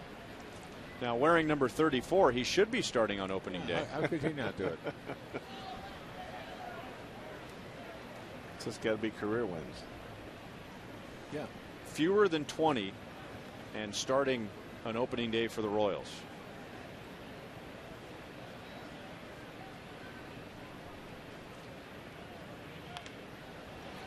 Reaching out to stay alive, and Escobar grounds out to third base. So swinging at a pitch that was not a strike, and not a pretty swing, but pretty impressive hand-eye coordination to make contact with that pitch. Yeah, no one else has been able to put the bat on that pitch. I mean, this is just going down and away. Weaver throws across his body, and this ball is a good foot outside of home plate. You talk about thinking outside the bun.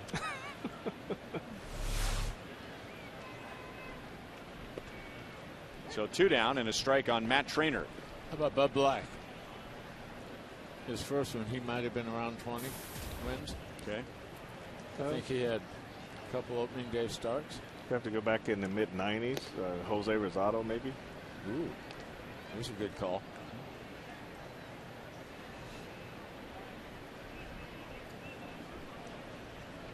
Jose Rosado is a negative. How about Bud Black? One ball, 2 strikes on Matt Trainer. Bud Black is on the list. So we've got 3 out of the 4. Kevin Napier leads the club in opening day start, so his came pretty early in his career. He might have been a little short of 20 career wins.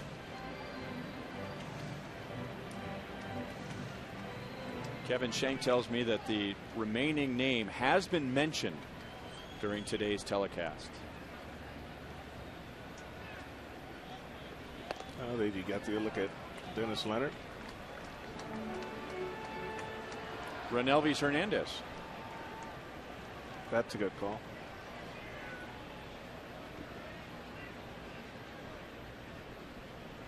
There it is. And down go the Royals. So 5 scoreless innings for Jared Weaver. He has 4 strikeouts.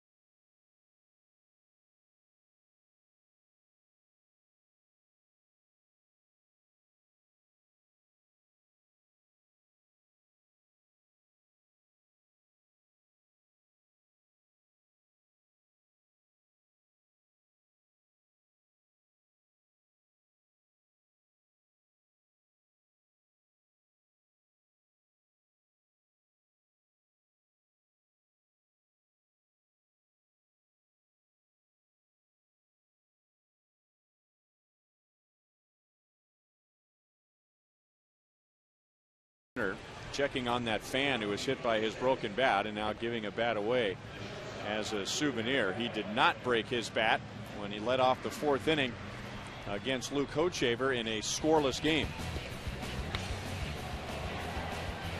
Still has one of the best bat flips in all of Major League Baseball. He knew it was gone, and then after a double from Vernon Wells, Eric Ibar doubled to right, and the Angels came up with 2 in the 4th inning. So Luke Hochevar has given up 2 runs on 6 hits, and the Royals against Jared Weaver, no runs on 1 hit. Ibar, Mark Trumbo, and Jeff Mathis in the 6th inning. Jammed him and 1 hop to Chris Getz. Well, Hochevar has another ground ball out. Today's copyrighted telecast is presented by authority of the Kansas City Royals and may not be reproduced or retransmitted in any form, and the accounts and descriptions of this game may not be disseminated without the express written consent of the Kansas City Royals Baseball Corporation. Ryan Lefevre along with Paul Splittorff, Frank White, Joel Goldberg, with producer Kevin Shank, director Steve Kurtenbach, and associate producers Al Broughton and Sam Abramson, and the rest of our Fox Sports Kansas City crew. Great to see everyone at the ballpark today. Hard to believe we haven't seen everyone in 6 months.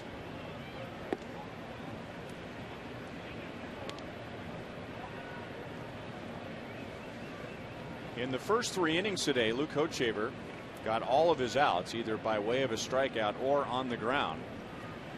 And the highlights we just showed you in the 4th, he's got the ball up and the Angels were all over him. Now again, when he is missing like that last pitch, it's down in the zone, and all of his outs since the beginning of the 5th inning have been on the ground again. 10 ground ball outs tells you for the most part today he has pitched his ball game.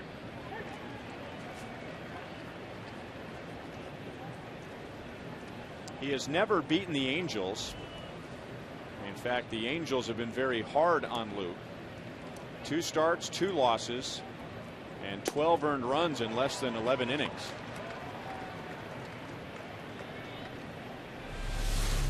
You see right here, Ryan, he's just got command of 3 pitches today. You can see right there that cutter is just really going hard off the plate, and just got Trumbo to chase it. But that's just all about deception and the way you go about delivering that pitch to the plate. And then a pitch that tails in on the hands, and Hochevar has struck out 5. And Frank, that's going to work on a young hitter. 3-1, chases the cutter off the plate outside by about a foot. Then he come back inside, circle both sides of the plate. He was on a favorable count, ended up giving it away. Well, that's what being a rookie is all about. You got to learn. You got to learn what they're doing to you, and you got to make these adjustments. And right now they put you in a rocking chair. They take you inside, outside, and you got to figure out what you do best. And when you get your pitch, don't miss. Jeff Mathis has struck out, grounded out to 3rd base. That would be a situation for a young guy. You kind of want to give him the green light on 3-0, but you're afraid to. He hasn't earned it. Mathis into deep left field, and he gets it over the 387 mark. And Mathis, who hit just 3 home runs all of last year, has his first this year on opening day. And the Angels take a 3-0 lead.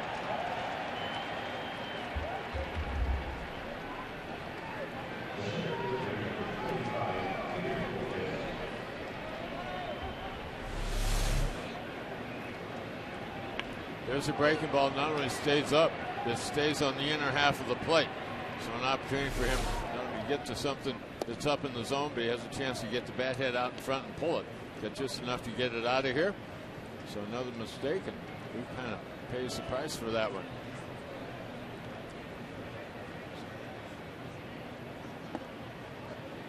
Two balls and no strikes on Peter Borges. Home runs were not a problem last year for Luke, and in 103 innings he only gave up 9.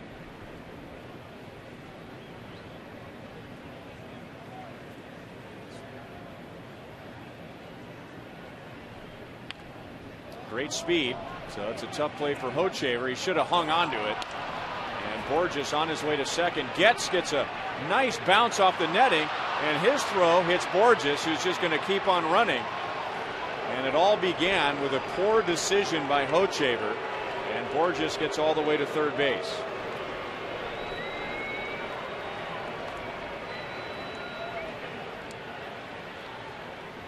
Well, right away you got to remember who's bunting this ball, and you got to remember the speed of the runner and how far you have to go. And Luke threw this ball off balance, couldn't get back on top to make a good strong throw to first base. But after that, it didn't look good after that with the ball bouncing around the infield like it was. And Alex did a good job just holding the ball. But here you see Luke just went and just threw. That's a tough throw for a pitcher.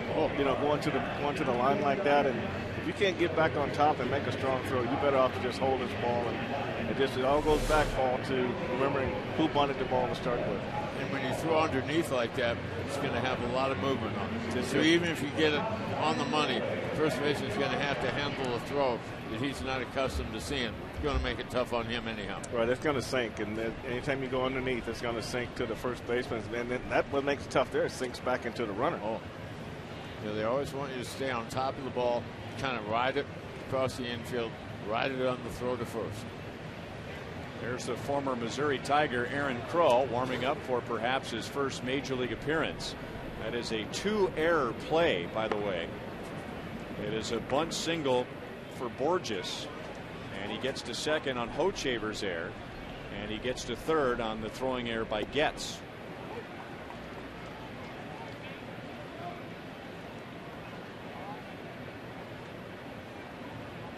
Myceres Torres is trying to get the ball past Chris Getz. He has grounded out to Chris 3 times today. This time he lines it to center field, so the errors turn into a run, and the Angels have added 2 in the 6th inning for a 4-0 lead.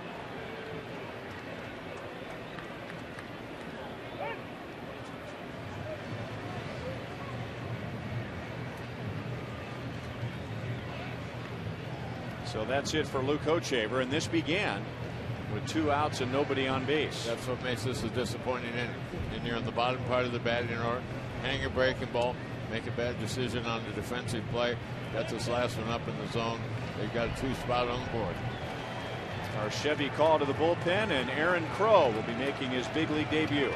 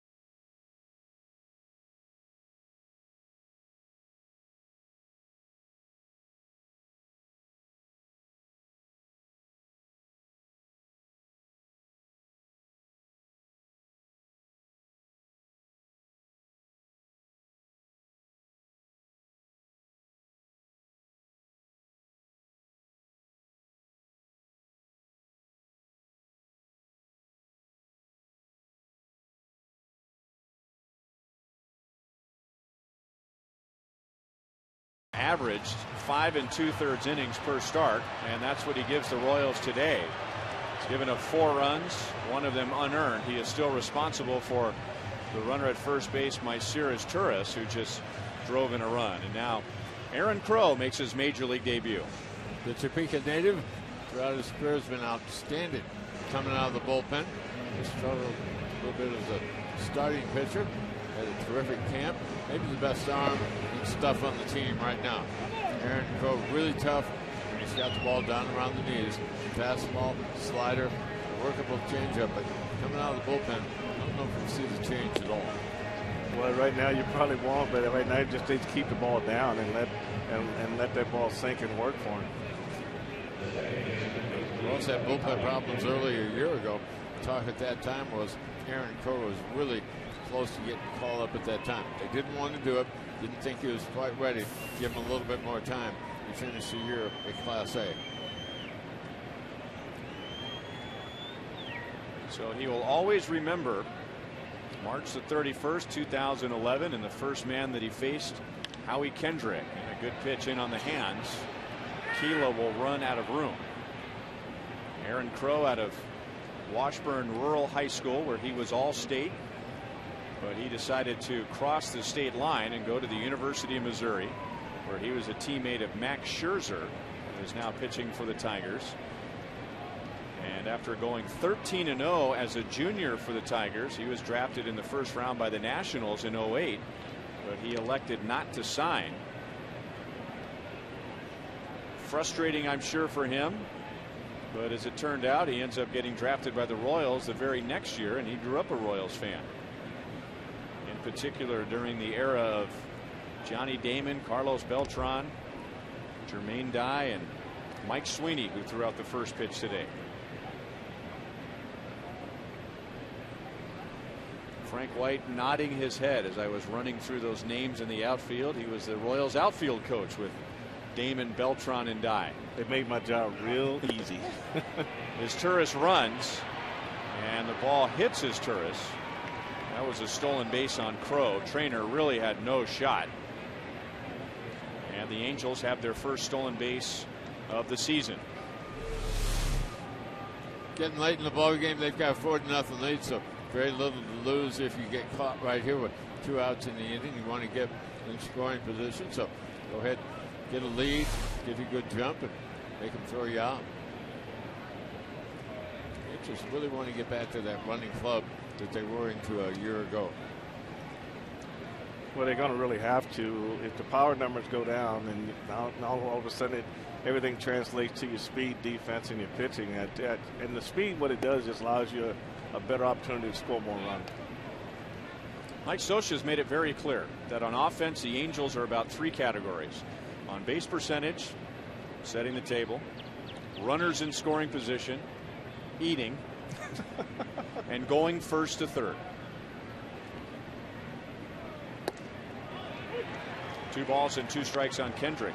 They've had some good power hitters over the years, but they, up until recently, weren't really a power hitting team. It was more about speed than it was power, and pitching, and great defense. So Aaron Crow strikes out Howie Kendrick as he makes his major league debut, but the Royals are down 4-0.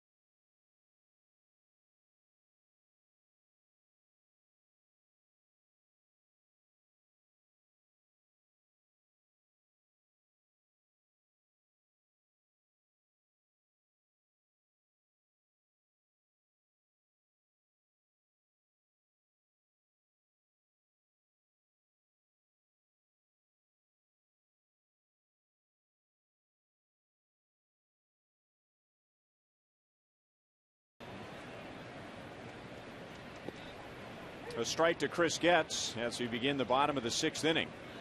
And now Jared Weaver, who's allowed 1 hit in 5 innings. He has 4 runs to work with. Royals with just 3 base runners so far.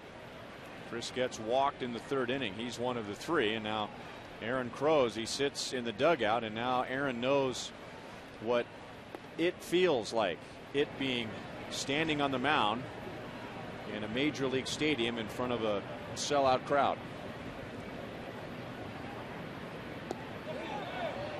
He went around, and Jared Weaver strikes out his 5th.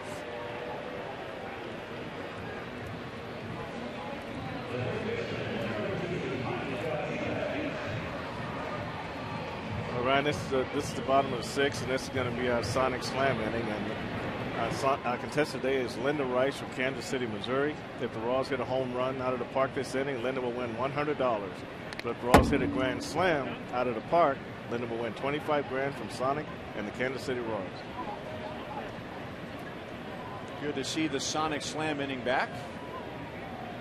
Mike Aviles has struck out. He has grounded out to 3rd base. 1 ball, 1 strike. Mike getting number 13 back this year. That was his number growing up and all through the minor leagues. It belonged to Alberto Callaspo when he was with the Royals. And now Alberto, of course, back with the Angels, where he began his professional career. Mike has the number tattooed on his arm. He was born on March the 13th. And when his father was a high school player, he wore number 13. So for Aviles, it's lucky number 13. Great play by Torrey Hunter in right field. Angels probably have the best defensive outfield in the American League. We talked earlier about all the gold gloves with 9 up in right field, 3 up in left, and a possible gold glove candidate in center field. They should be able to cover it all out there here in 2011. Well, Paul, I agree with you. When Torrey Hunter's out there, usually when he leaves his feet, he knows exactly where that ball is in his glove. And when they have that knowledge of the outfield and the experience they've had out there, that's got to give these pitchers a whole lot of confidence. Frank, I remember you and I were talking once about how Torrey Hunter not only has a great first step, but he has a great last step. He really runs through the ball well, hardly ever dives. Think about all the great catches he's made. He rarely dives, and I asked him about that. He does not like to dive for the ball, and he runs through it on purpose because he feels like when he dives or he slides, his eye level changes, and it makes it a much more difficult play. So rather than start to think about a slide or a dive, he just keeps running hard, and most of the time just runs through a ball like that. Melky Cabrera now has both of the Royals hits. He singled back in the 4th inning and now singles with 2 outs here in the 6th. Well, you're right, Brian. When you dive, that's the result of just running out of steps, and that's all you have left. But you can see this good piece of hitting here by Cabrera. This ball's off the plate away, and he just stays right up the middle and catches Jared Weaver, turn the wrong direction, and hit behind him and goes right up the middle for a base hit. Frank, I think that's a veteran hitter right there who's seen left-handed hitters before him get a lot of curves and slow change-ups. I think he went to the plate that time looking for something off speed, anything but the fastball. I think in hitting counts, you should look off speed. That's what he's been doing pretty much. But the thing he's been doing too, Paul, you can look for it, but he's been placing his pitches in really good places and tough for the hitters to square him up. And Alex, thinking along those lines, he fouled the pitch away, but he looked like he was ready for a first pitch curveball.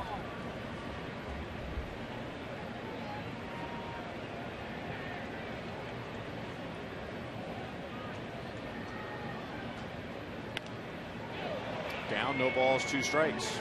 It's that situation, Ryan, you talked about. They go up there saying, okay, we're going to change our game plan. We're going to try to take the off-speed away. Alex gets the off-speed the first pitch, and he's probably looking for the second pitch, so the fastball beats him on the second pitch. So you got to learn how to play the game with the pitcher. Don't you always have to hit off the fastball first? Always. And adjust to the breaking ball? Always. unless you got a pitcher throwing 85 miles an hour. Yeah, you got to have a guy that you know can't throw it by you, right? Even if you're looking for the changeup or the curve. There you go. And I think Weaver throws hard enough; he will throw it by you. Yeah, they just, you know, anytime I foul a ball off to the right side, like left side, like Alex did, you really got to know that you got beat pretty bad on the fastball. So give him the off-speed stuff on the first pitch, but don't give him the fastball.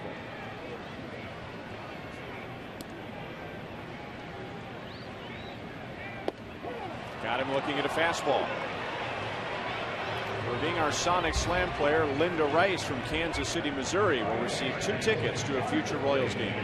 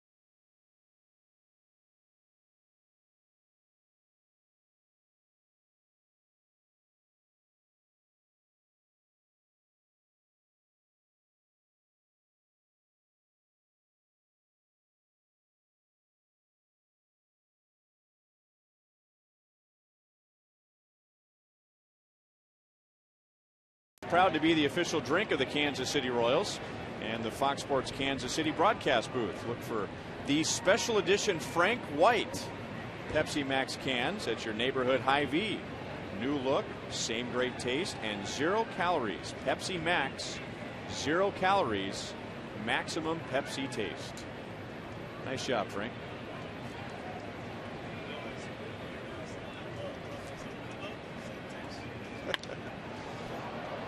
Bobby Abreu drives Alex Gordon back to the warning track, and he makes a nice running play. Got the feeling, Split, that he never really was perfectly zeroed in, but he stayed with it the best he could. I thought that was one of the pleasant things that we saw a year ago. Made the move from third base to left field. When we first got here, it was safety first on everything. Keep the ball in front of you, but by the last couple of weeks of the year, he's making some diving catches, making some plays like this, at least adequate in left field. And I think approaching average. Yeah, probably being on the infield really helped him going to the outfield, getting that first step quickness on the outfield, and he really never did look out of place. And Rusty Kuntz, the outfield coach who had him in AAA, you know, he came back with glowing reports right away to say he's picking this stuff up just like that, and he just sort of carries it over. And when you can really tell when he has a dive for a ball how quick he gets up and gets the ball back to the infield. And if things go right, he should hit enough to hold down the corner outfield spot. Well, we sure are hoping that he can take what he really started in spring training, really what he started way back in December working with Kevin Seitzer, trying to shorten his swing and going into spring training, having all that success in spring training. So you just hope that what we saw in spring training is a prelude to this season.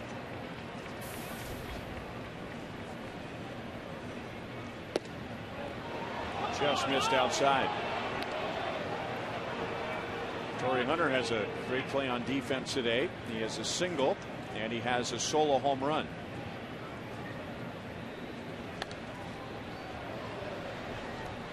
Still 2-2. And our defensive play of the game is brought to you by the Home Depot, doing more on defense.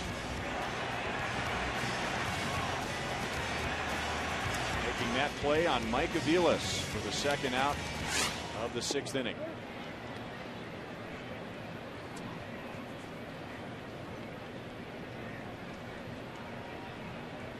9 Gold Gloves, 9 consecutive Gold Gloves, and that streak came to an end last year, the same year that he moved over to right field, and Aaron Crow had him all mixed up. So Crow has faced 3 going back to the last inning and struck out 2. Fastball, slider, keeping the ball down. The slider is so late breaking and so quick, you see it out of the zone and down, but tough for a right-handed hitter to pick that ball up. Terry Hunter's Gold Glove days might be over with him going to right field. Ichiro wins it every year as a right fielder, but other than that, it's pretty much a center field award. Well, there's a distant cousin of the Bird's Nest. Remember when Paul Bird was here and those high school and college kids were above the old stadium club in left field? Well, here's the Crow's Nest.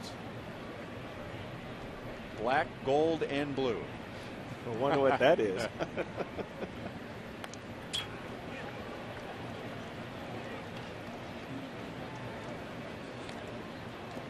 Combining the Missouri Tigers and the Royals.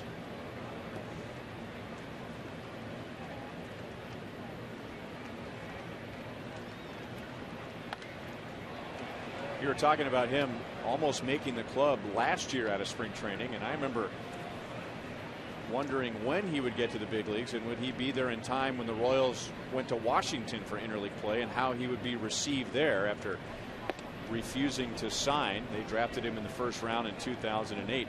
Nobody thought that Aaron Crow would not get to the big leagues at all last year.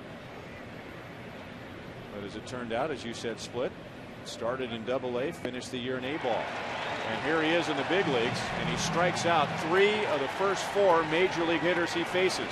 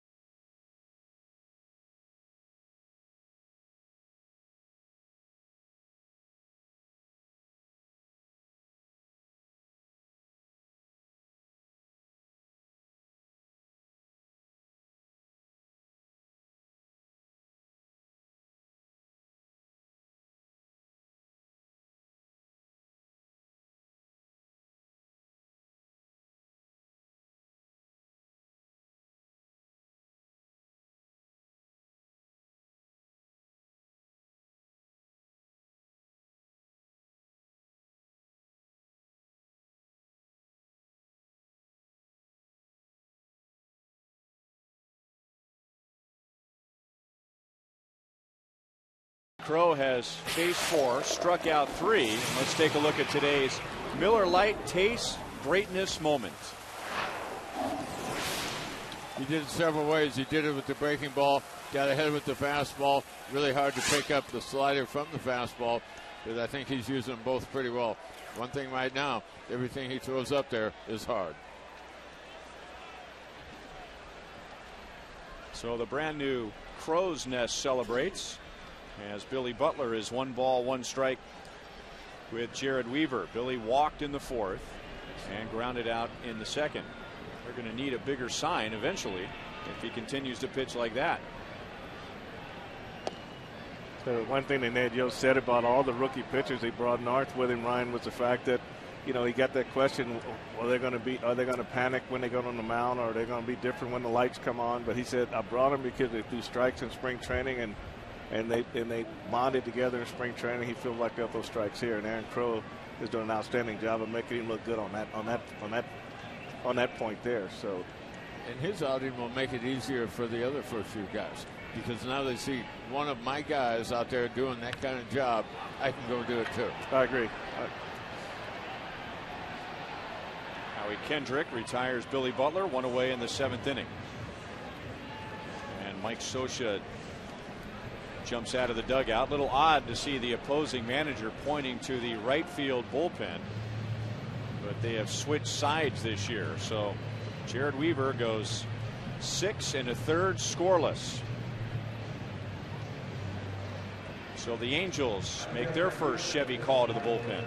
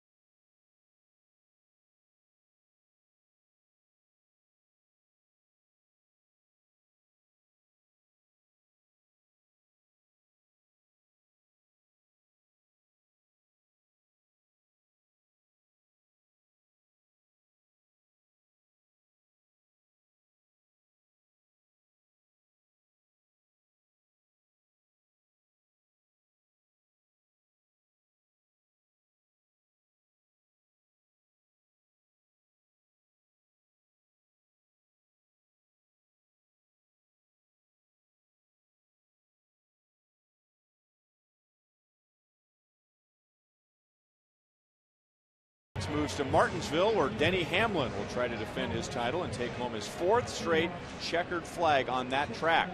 Coverage of Sprint Cup Series racing begins Sunday with the pre-race show at 11:30 in high definition on Fox. I think all that Ned knows about NASCAR is taking us both out of the game. he has personal knowledge. Oh my, firsthand. Keela jumps all over the first pitch from Takahashi. Hits it up onto I-70, but foul. Got it up there on the new George Brett Bridge. Wow. Yeah, one of the hardest things for left-handers to do is get that pitch on the outer half, and Keela was sitting there waiting on that one, and I don't think he can get a better swing on a fastball inside. Next best thing now is keep it fair.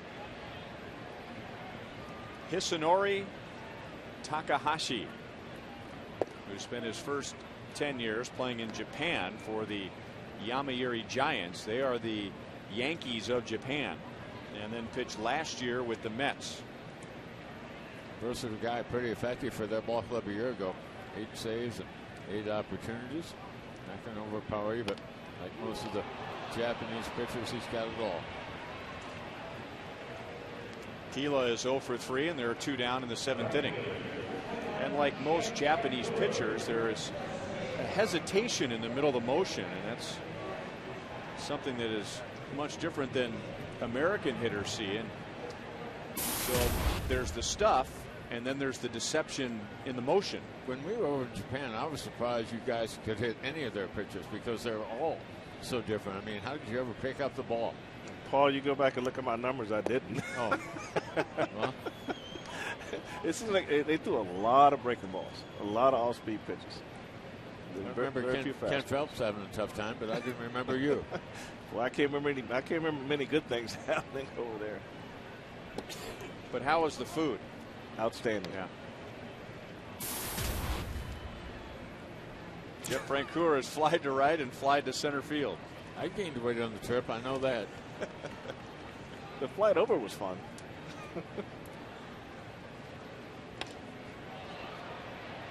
2 balls and 1 strike. I mean, that fastball is coming in at 89 miles an hour. And Francoeur is late on it, not because he doesn't have the bat speed to handle 89, but his motion appears to start and stop about 2 or 3 times. Bullpen is one of the real questions that the Angels have about their ball club here in 2011. They've had to revamp it a little bit. Not all that sure about their closer. They feel like their setup man might be okay, but the bridge guy they had for years was Scott Shields. I mean, for 10 years, I mean, he was the setup man of the decade for the ball club. Seems unusual for him not to be in there now. Francoeur gets around on that one, and the Royals are on the board.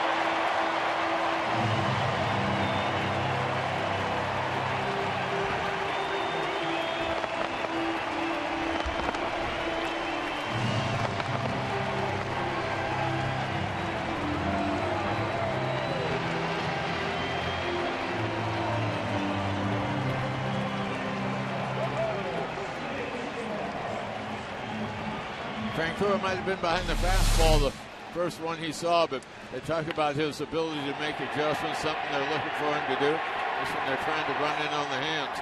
He got to it before it got to him. You can see right there where he just brought those hands right down off the shoulder. He didn't have that long swing. A long swing, you never would have got to it like that. But it was you stay nice and tight, the ball jumps right off your bat.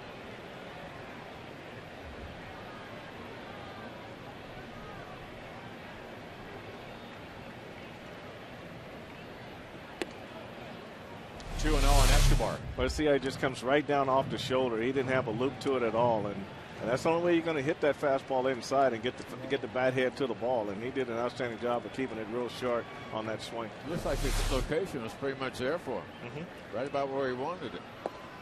You see the play by Brian Pena? He was warming up a pitcher, so he had the mask on, and he goes running out from behind home plate, the mask coming off his face. That's a good play for a catcher. Catcher doesn't make a play like that ever. See, look, there's the mask bouncing around.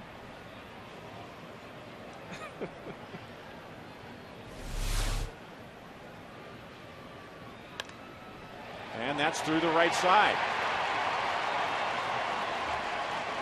So Escobar has his first hit as a Royal.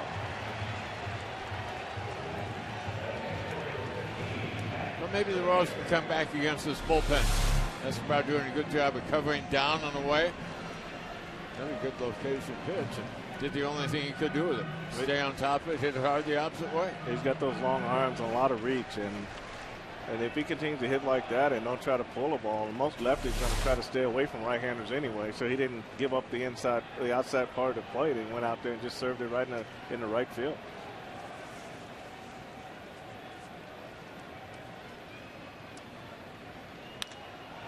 That's into center field. Oh, 2 outs and nobody on. 3 straight hits, including a home run. Matt Trainer has his first hit as a Royal.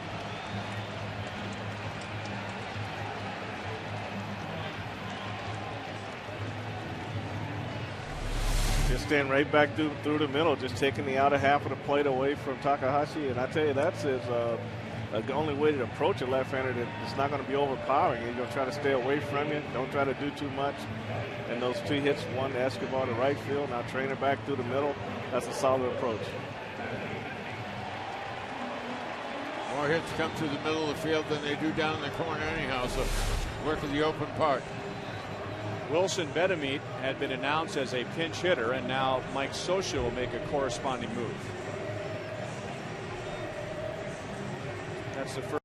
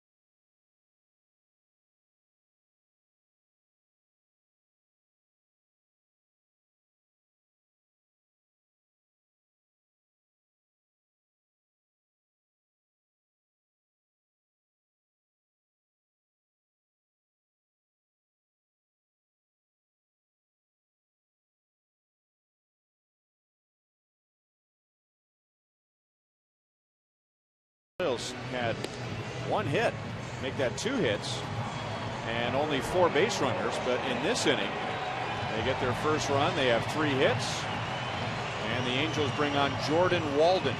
He is a hard thrower. See the 10 strikeouts and just a couple walks given up in camp. Walden, fastball slider. He's one of those guys that occasionally touch 100 miles an hour. So Ned Yost will go to the bench. He'll bring on Wilson Betemit and bring some power to the plate and an opportunity to get right back into the game with 1 swing. And Walden throws a strike at 97 miles an hour. Mike Scioscia did not make the move until Wilson Betemit was announced into the game. So he wanted Betemit to hit left-handed. His average was better last year as a right-hand hitter, but he had more power from this side of the plate. No balls and 2 strikes. Another pitch coming in at 97. At 97 on a cold day like today, you don't want to get it in on your hands. You definitely want to hit the ball on the barrel of the bat.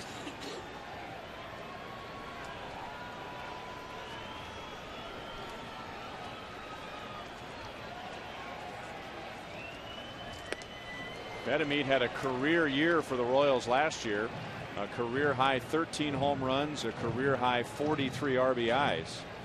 And remember, he had the 2 home run game, home runs from both sides of the plate in his first start. And before that, he had 2 plate appearances in 15 games. But was able to shake off the rust in a final game of a series in Minnesota with the 2 home run game. He showed us a pretty good pull hitter a year ago, but look at them. They're playing him the opposite way in the outfield. All kinds of room. Right center field, straight up right field. They don't think he can pull this right-hander. If he does, he can run all day. Got him with a pitch riding away at 98 miles an hour. The Royals strand 2, but they get on the board after the Francoeur home run.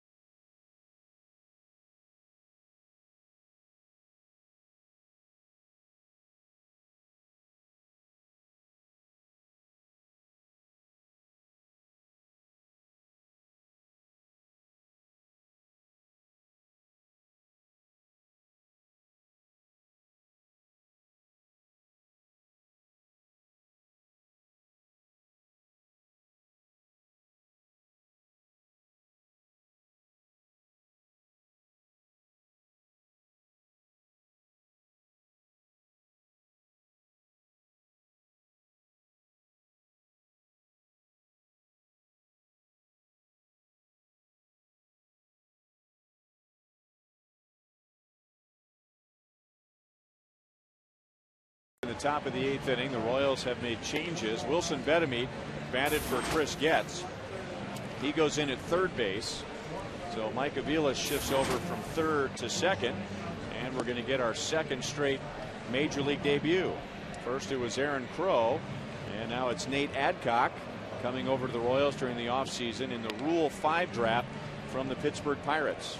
So Rule 5 meant he was on the 40-man roster. Had to make the club or be offered back, but he pitched his way onto the staff. Saw him late in camp. Good fastball, hard slider. That was an A-ball a year ago, so he's making a big jump right now. You know, one reason they go after guys in A-ball is arm strength is one, and the ability to throw strikes is two. And so the scouts who scouted him really feel like he could be a good starter in this situation. And now Panera will take us around the league, and we have 3 finals already.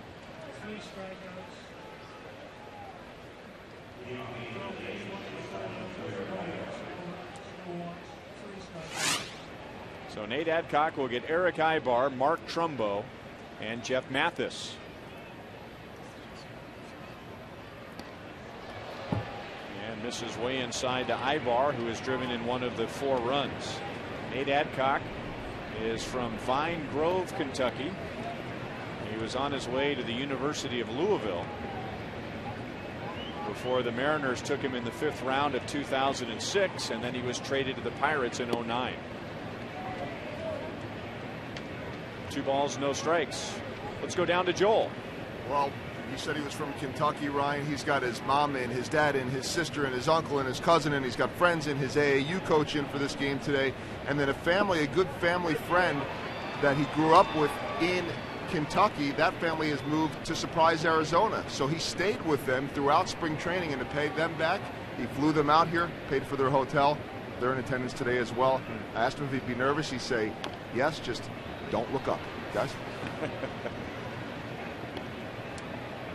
Well, if he decides to look up, he'll look at 40,055 here today, some of whom have decided to go home and beat some of the traffic.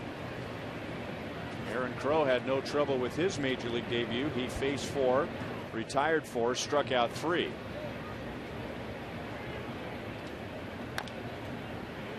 And Adcock, when he is right, good sinking fastball, and he'll keep the infield busy. He might not look up now that he's on the field, but he was looking up when he saw the big league clubhouse here the other night. Took in his first big league uniform, just sat in front of his locker. He was wide-eyed. It was really neat to see. Well, it's always nice to see guys excited about being here. And I'm pretty sure the B-2 stealth bomber didn't fly over Bradenton during opening day last year. First thing he said is, I'm not an A-ball anymore. Yeah, I saw Escobar was taking a picture of his locker, and I said, wow, that's pretty cool. He said, as you sitting at home, he says, no, this is for me. I've never been here before. Oh, a good start. A sinker gets a ground ball from Ibar, 1 away in the 8th inning.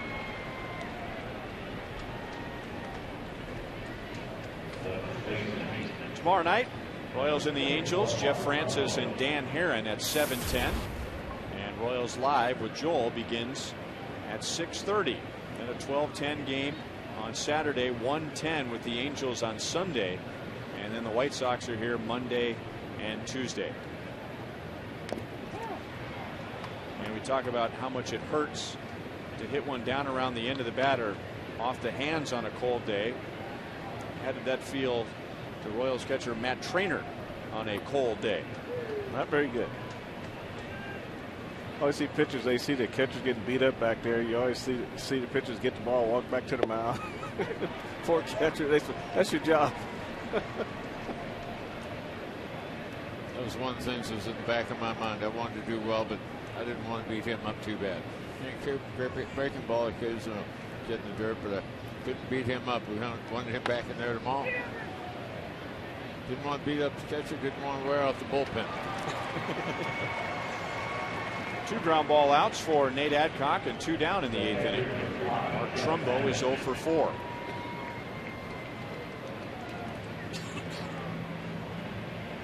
You can see the back of Adcock's hat and a little streak of hair, and that is a somewhat of a Mohawk style haircut, and I believe that began with Robinson Tejeda, and apparently that's going to be the look this year for the Royals bullpen. And when you were in Bradenton last year pitching an A-ball and you're in the big leagues this year, I mean, most good guys from Kentucky like Adcock are saying yes sir as it is, but when they tell you you're going to be sporting a haircut on opening day, yes sir, Mr. Tejeda. All 4 rookie guys in the bullpen are going to have that right now. I was talking to Kaneko, and he was saying, man, I missed it by 1 day. He said you got to have a year and a day in not to have to do that. I said, I missed it by 1 day. A year and a day? A year and a day. And guys, actually, Tejeda started it, and then it sort of died like that. And then when all those young guys made the team earlier in the week, it was Joaquin Soria who said, if you're a rookie, you're getting the Mohawk. And they said, yes, sir. Jeff Mathis, who homered his last time up, He's going to try for two against Alex Gordon, and he was able to get around the tag.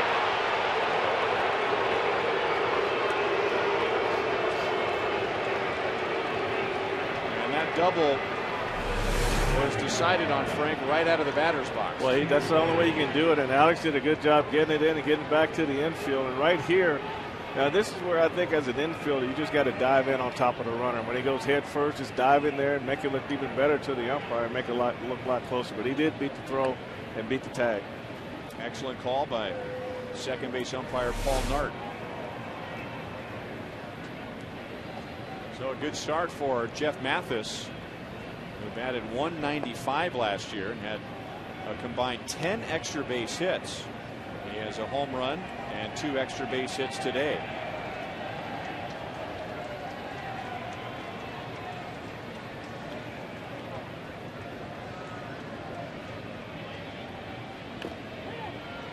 Again, that got Trainer's foot. 1 ball, 1 strike on Peter Borges. With 2 outs and nobody on base in the 6th inning, Borges laid down a bunt single. Luke Hochevar trying to throw him out, threw it away. Chris Getz trying to throw out Borges going to second. He threw it away, and Borges ended up at third base and then scored on a base hit from Myceres Turris. Good slider, and the count is 1-2.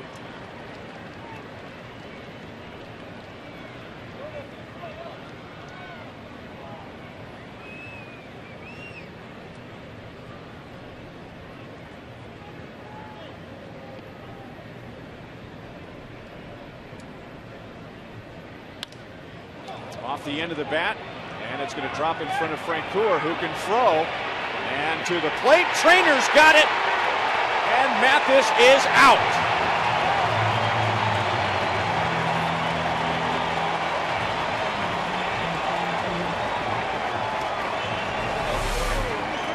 Paul, you talked about him being able to throw. We saw it.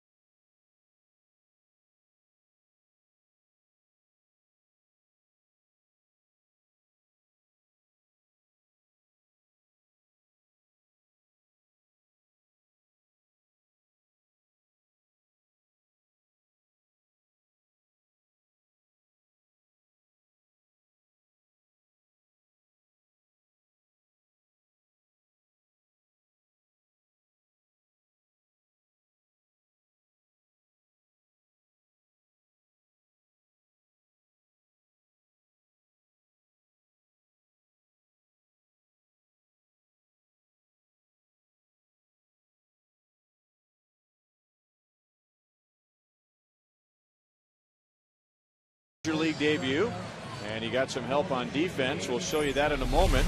That's the second half of today's Chevy plays of the game. Well, they kind of the Jeff Frank Coeur show here, Ryan. He gets a fastball on inner half and drives his ball in the left field bullpen, and here he charges this base hit by Borges hard, and fundamentally makes a nice one-hop throw to the plate, and there Matt Trainer stays there, braces himself for Jeff Mathis running over him at the plate, and he holds on to the ball.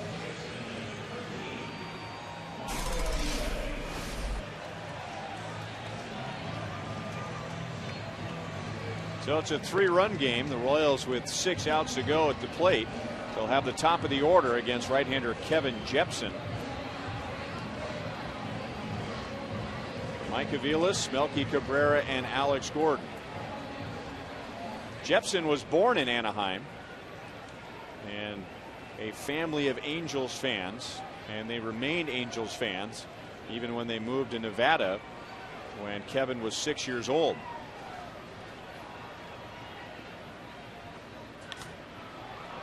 Off the end of the bat and foul off the right field line. So born in Anaheim, second round pick of the Angels, and the scout who signed Kevin Jepsen was Todd Blyleven, the son of Bert Blyleven, who will be going into the Hall of Fame this summer. Now a broadcaster for the Minnesota Twins.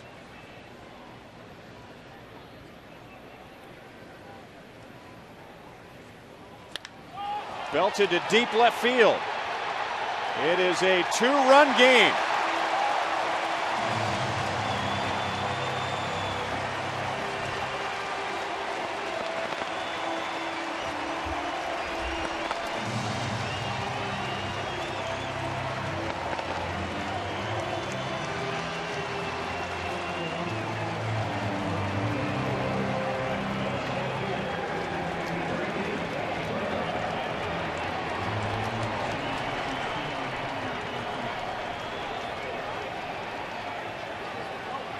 Up to that point, it had been a very frustrating game for Mike Aviles with an error on defense. He misplayed a pop-up. He had been 0 for 3, and now he has his first home run of the season. Well, Ryan, that's the one pitch you can't sneak by Mike, is that fastball up a little bit on the inner half, middle in, and he had a tough time on the balls away. That was a pitching mistake, and Mike made him pay for it. 1 ball, 1 strike on Melky Cabrera. Yeah, just take a look at the location of his pitch. It was up, belt high, middle in, and the way Mike stepped, that's going to be his power alley right there, and he took advantage of it. Line drive right into the bullpen.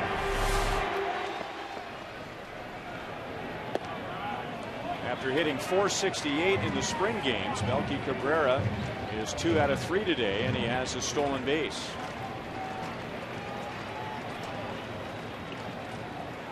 Mike Aviles, by the way, had 8 home runs last year.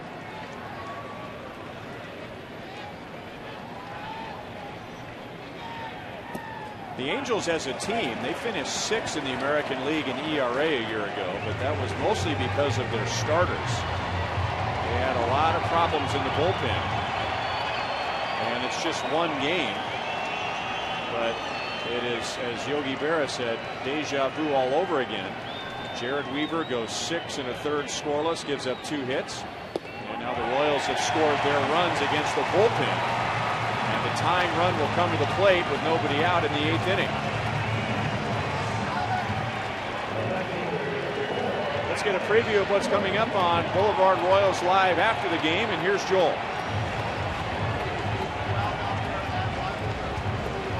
Live of the year. We'll be talking about all the opening day festivities with Jeff Montgomery and Paul Splittorff. Luke Hochevar's start. We'll break that down for you. Jeff Francoeur's day, offensively and defensively. We'll take a look at the first-time major league relievers for the Royals. Aaron Crow, Nate Adcock, and perhaps Tim Collins, who's out in the bullpen warming up right now. All that much more coming up on Boulevard Royals Live. All right, thank you, Joel. That's Mike Butcher going out to have a word with Kevin Jepsen. Mike Butcher, originally from the Royals organization. Good to see him here. He was diagnosed with thyroid cancer during the offseason, but begins the regular season with a clean bill of health. Now he's just trying to get Kevin Jepsen through this 8th inning with Alex Gordon at the plate. And he throws a fastball at 93 past Alex. 0 for 3 so far today with a couple of strikeouts. And Mike Butcher also did quite a bit last year to help Kevin Jepsen. Taught him a cut fastball, which really helped him with left-hand batters. And that's what he has right here, a left-hand batter with some power who happens to represent the tying run. And that cutter is down and in. It gets by Mathis, who was thinking about throwing down to first. And Cabrera moves up.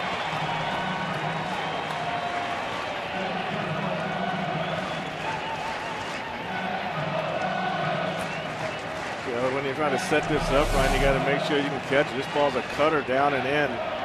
And Mathis gets it right on the end of his glove, and when he goes to throw, he just lets it get right by him. But you got to make sure you catch the ball and just not try to do too much right now. You just want to make sure you get the ball back, secure it, and get it back to the pitcher.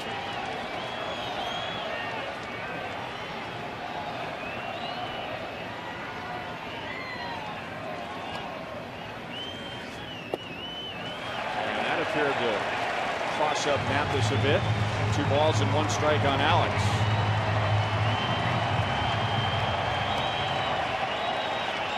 Potential go-ahead run is on deck. Billy Butler. That's where Alex has got to work hard to get that run over to third base.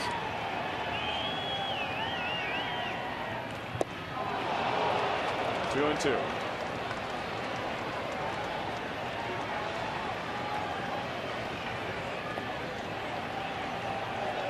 Alex is in the number 3 position because of his power, but with 2 strikes, does the focus now become shortening up and trying to at least get Cabrera to third, or are you still thinking about driving the ball? Well, I think right now he's just trying to advance the run at third base. That's his job. He wants to pull the ball. If you can pull the ball and do that, that's fine. But you want to make sure you get Cabrera over to third base. Well, Cabrera is at second base because of a pass ball by Mathis, but he is still at second base because Mathis was able to block that ball in the dirt.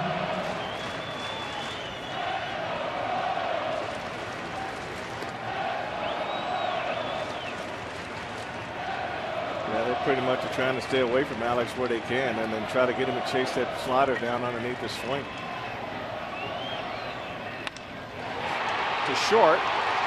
Ibar fumbles and has time to get Alex. That is the rare occasion if that play seems strange. The difference between a shortstop, a second versus a second baseman, third baseman, and first baseman. Normally when a shortstop bobbles the ball, the play is over, where the other 3 normally have some time to recover and throw to first. Well, that's true. What he did is hit him solid enough and stayed in front of him, moving toward the bag, so his momentum was still coming forward, and that's really what allowed him to make that play at first base on Alex. Anything left and right, he probably wouldn't have had a chance.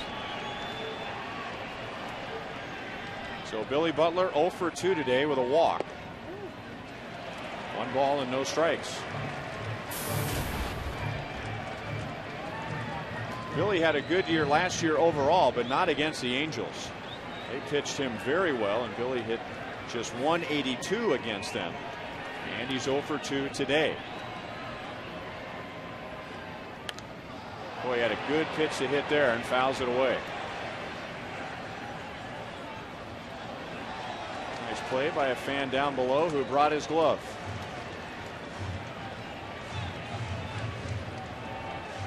And well-deserved congratulations. And then somebody who apparently is a Green Bay Packers fan comes down to make sure he's all right.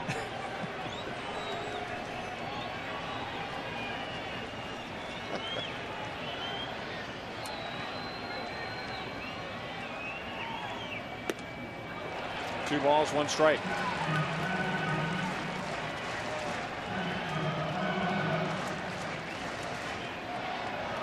Mike Aviles opened the inning with a home run. Melky Cabrera walked, went to second on a pass ball. Well, they've definitely got the crowd back in the game right now. The crowd's really chanting "Let's go Royals," and that means they were asleep for a while, and now things are starting to wake them up a little bit. 3 balls, 1 strike. And if Billy gets on, Keila Kaihue waits on deck, and he's going to go back to the dugout for a moment. Not to be replaced by a pinch hitter, I promise you.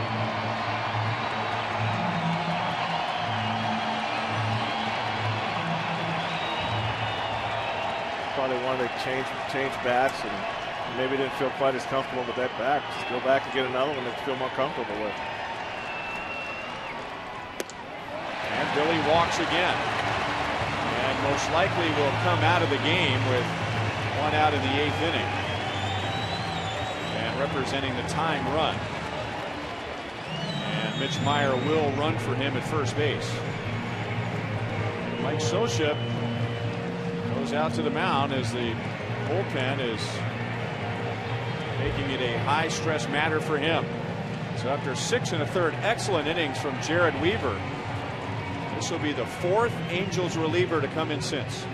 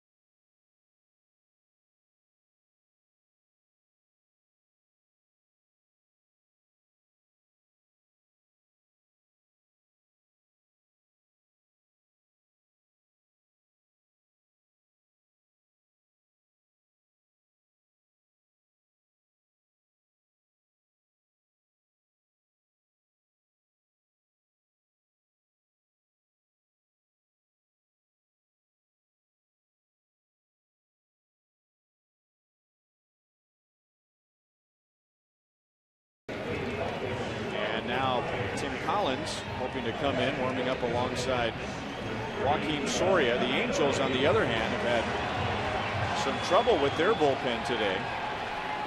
Isunori Takahashi gave up a run.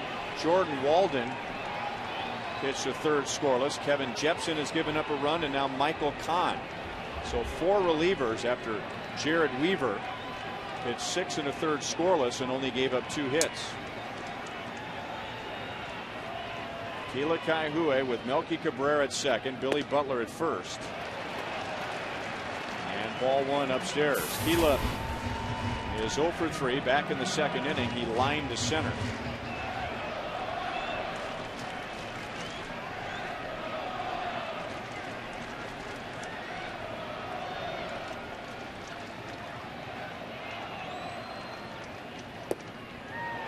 One ball, 1 strike.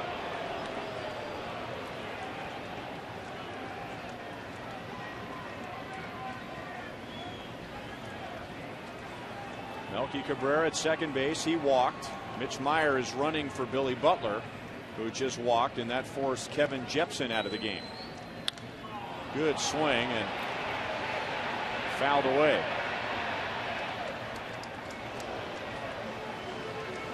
Yeah, those kind of pitches you really like to have back in a situation like this where you're looking to drive the ball to the outfield. Keila got a great pitch to hit and fouled it off.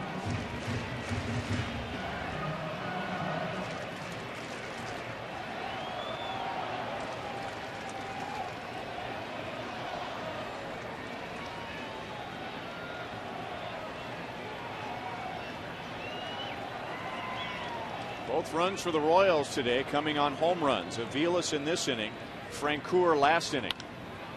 Way in on the hands, and Keila is still live.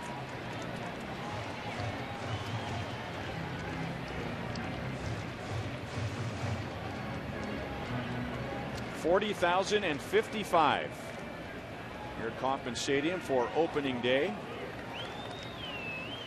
And the Royals finally making some noise on offense after 6 quiet innings.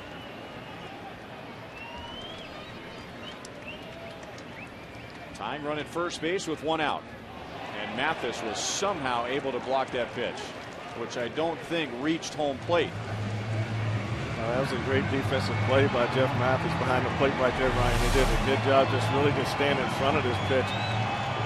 Hit well in front of home plate.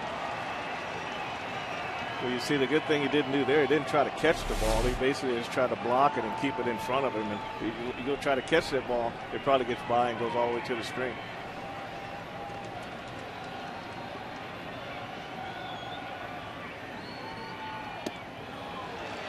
3 balls, 2 strikes. Well, Michael Kahn is 1 pitch away from walking Keela, and that would mean the Angels bullpen would walk the bases loaded. So they're really helping the Royals' cause in this inning. He's been all over the place, and in this situation here, Ryan, I don't really see Matt Yost running in this situation. A line drive will take you right out of the game. And not running. Ball 4.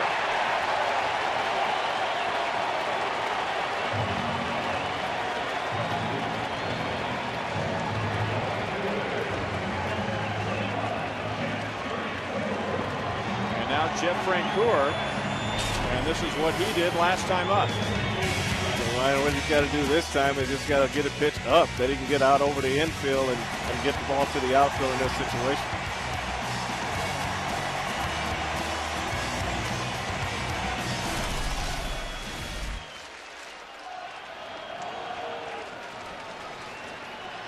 Royals are going to go to the bench again for more speed on the bases, and Gerard Dyson is going to run for Keila Kaihue. So the bases loaded, 1 out. And ball 1 on Jeff Francoeur.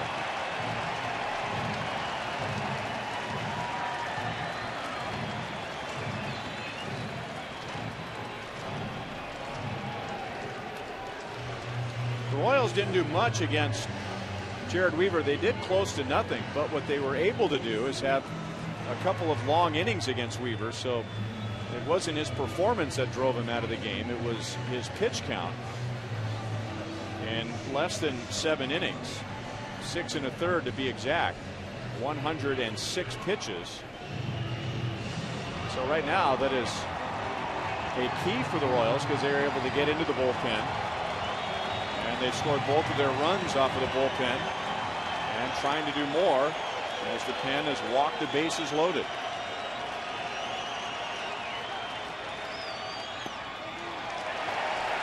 Didn't get the call. 2 balls and no strikes. You know, that was one of the game plans for Kevin Seitzer last season, Ryan. Just get in a situation where you get quality pitches to hit. Don't hit the pitch if it's not your pitch. Try to drive the pitch count up and get those pitches out of there by the 5th inning. And they're following their plan to a T today. 2-1.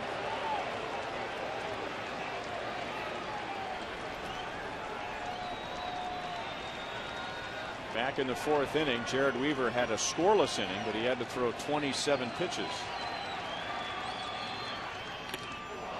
2 balls, 2 strikes. The Royals have had some good swings at fastballs in this inning. They're not making solid contact. They've benefited just from a lack of control by the Angels bullpen.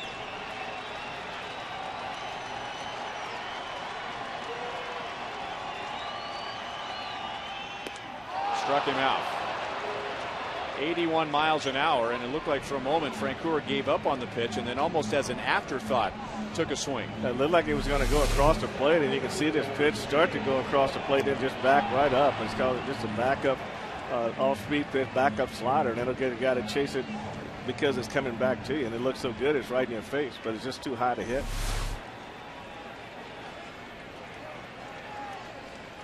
So 2 outs, and now Alcides Escobar, who has a great opportunity here to make a good first impression in front of a sellout crowd.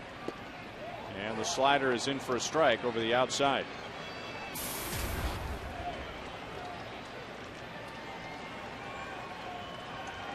Cabrera at 3rd, Meyer running for Butler at 2nd, Dyson running for Kaihue at 1st.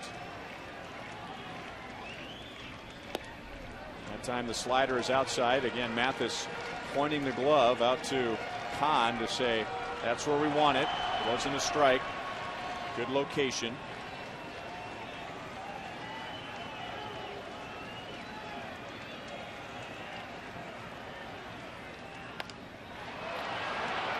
Shallow right field, and Torrey Hunter is there. So Kahn gets out of it. The Royals add a run with their 2nd home run today. Mike Aviles leading off the inning. The Royals end up stranding 3.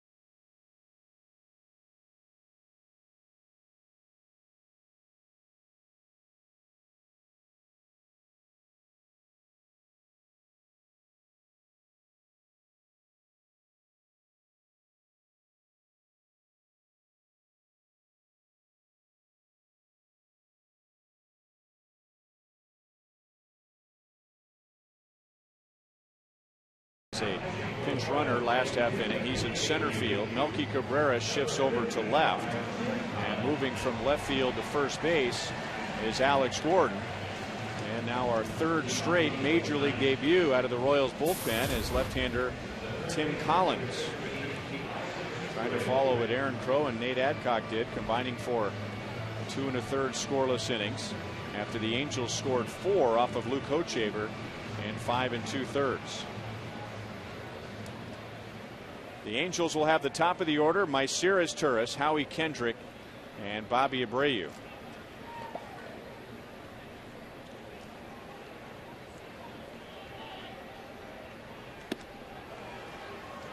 Now, Tim Collins is about as unorthodox a pitcher as you will see in the big leagues, and it all begins with standing at 5'7". And you wonder, when was the last time major league hitters faced someone 5'7"? And then the pitching motion where he rocks backward, turns his back to the hitter, and then out comes at times a fastball in the low to mid 90s. Well, you're right. Look at that good turn. He's just looking over his shoulder, and he's got the little short arm action that comes right over his shoulder, and you don't pick that fastball up right away. And it's even more devastating on his breaking ball. And as Turris, a switch hitter, moves over to the right side and lines it into left field. He has driven in a run today, and he's 2 for 5 overall. So Tim Collins becoming a professional pitcher after being undrafted and signed as a free agent by the Blue Jays, and he was discovered accidentally. The Blue Jays were scouting another pitcher who happened to be a foot taller than Tim Collins, 6'7", and Collins comes into the game, and at that time he was throwing in the mid to lower 80s. Gordon fields the bunt and runs to the line to get Kendrick, and his bunt moves his Turris up to second base.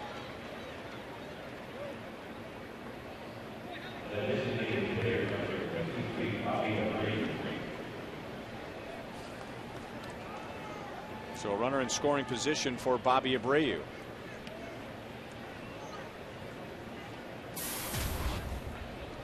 Once again, StubHub is the official fan-to-fan marketplace of the Kansas City Royals. So for tickets to all the big games, go to StubHub.com.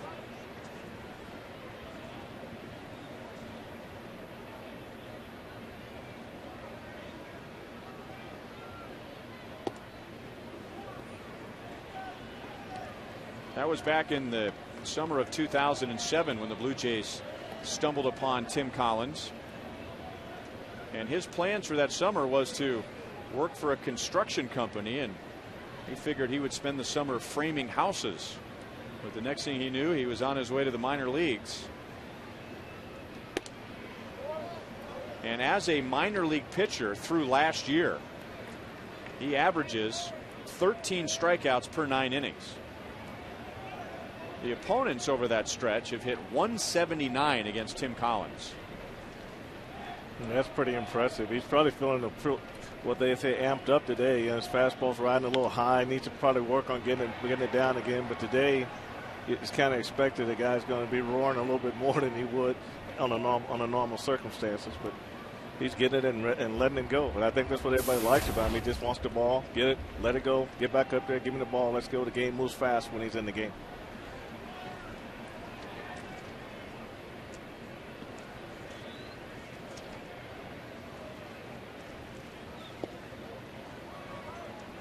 Three balls and 1 strike on Bobby Abreu.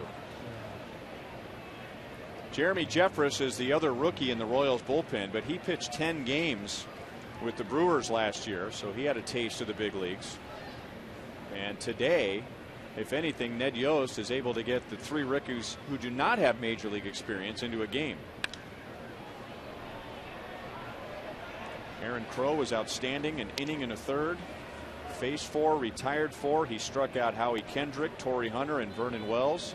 There's Nate Adcock, who gave up 2 hits in a scoreless 8th inning. Got some help from his defense as Jeff Francoeur threw out a runner at the plate. And now Tim Collins in the 9th inning, trying to keep the score at 4-2.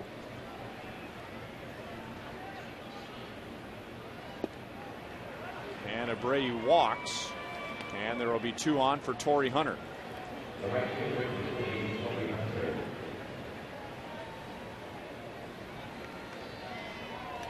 In 2009, Tim Collins was the Blue Jays minor league pitcher of the year, and then he had a crazy 3 weeks last year. He was traded from the Blue Jays to the Braves in the deal that sent Yunel Escobar to Toronto, and then 3 weeks later involved in the trade, coming to the Royals for Rick Ankiel and Kyle Farnsworth.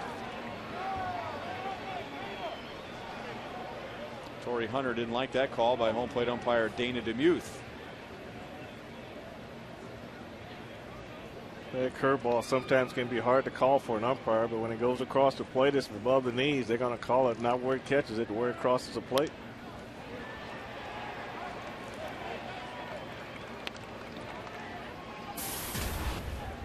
Torrey Hunter homered back in the 4th inning.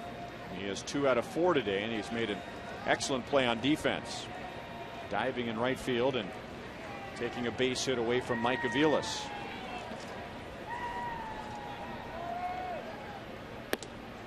Thought about it. 1 ball, 2 strikes.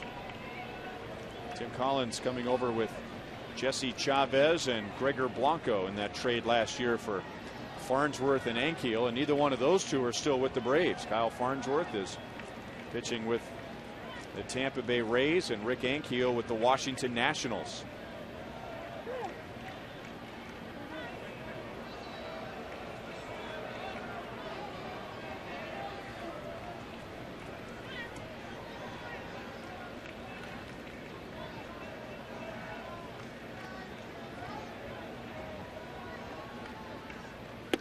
Got him with a good fastball, 93 miles an hour.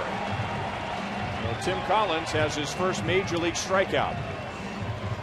But it really ties him up with this fastball, getting the curveball, and there's a good fastball just in on his hands, around the letters, and it looked so good that Torrey couldn't hold up on it, but nice fast fastball right on the letters.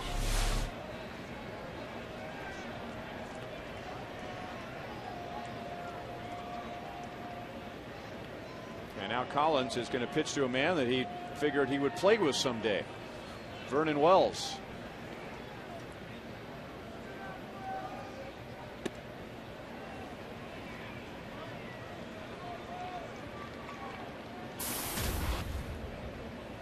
Wells doubled and scored in the 4th inning, coming home on a double from Eric Ibar. He was hit by a pitch in the 1st.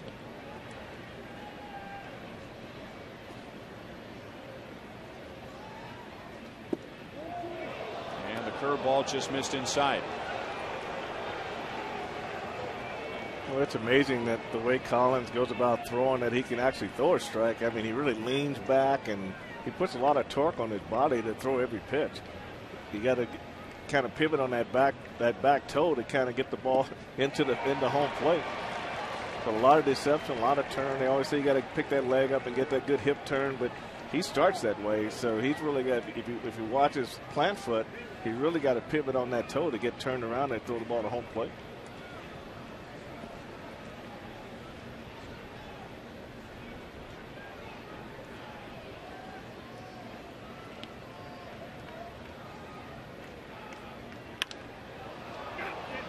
Left center field, and Melky Cabrera is there. And now Tim Collins has a scoreless inning in his major league debut. Last chance for the Royals. They are down by 2.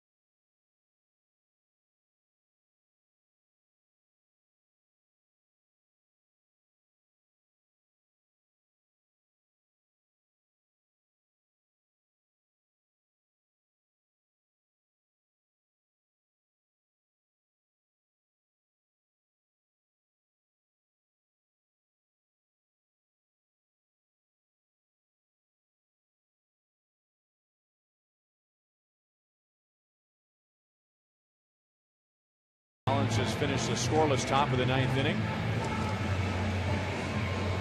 And now the Royals down by 2 will try and tie the game at least against Fernando Rodney. 84 career saves. His best year as a major league closer was 2 years ago. He saved 37 for the Tigers and then began last year as a setup man for the Angels. Brian Fuentes was the closer. But by the time the season was over, Fernando Rodney was closing out games, and he ended up with 14 saves. Matt Trainer, Wilson Betemit, and Mike Aviles coming up in the bottom of the 9th inning.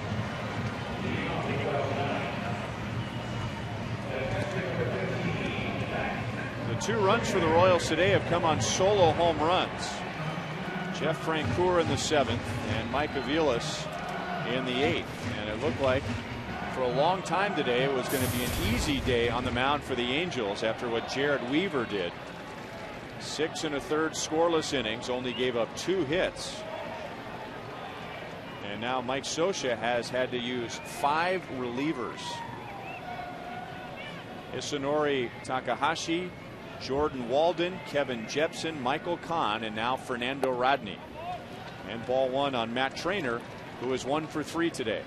Well, you know, Rodney, he can get wild, and they just have to be a little patient with him and make him throw strikes. Sometimes he'll fall in love with his changeup, but just got to make him get that fastball over for a strike before you commit to swinging at the pitch.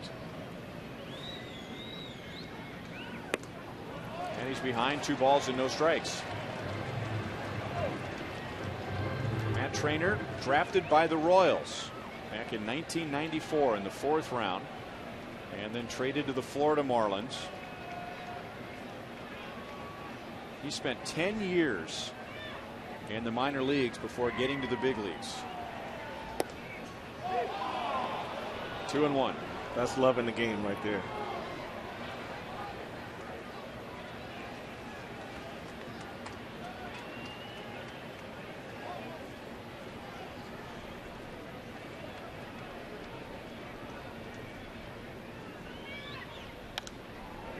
Two balls, 2 strikes. Last year, the Texas Rangers had a couple of young catchers go down with injuries. Jared Saltalamacchia and Taylor Teagarden. So for a time, Matt Trainer was the regular catcher. And whether he was the regular catcher or the backup, he had a huge impact when he was behind the plate. When he started a game for the Rangers last year, Texas was 17 games above 500. All the other catchers combined were 1 game above 500.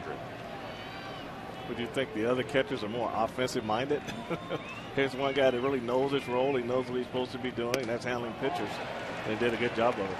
And now working the count, 3 balls and 2 strikes against Fernando Rodney.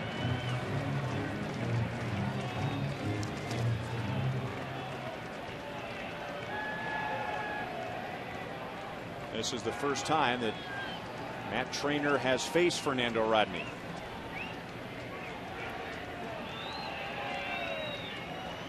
And he works a walk.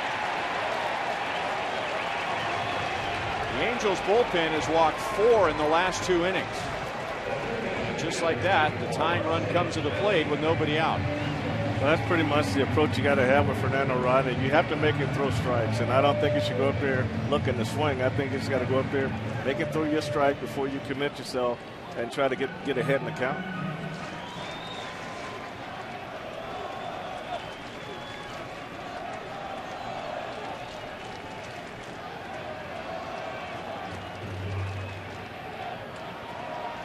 And now Wilson Betemit, who came on as a pinch hitter for Chris Getz in the 7th inning and struck out.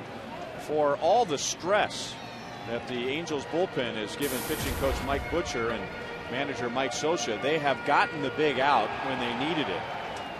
And with 2 on and 2 out, and Betemit pinch hitting in the 7th.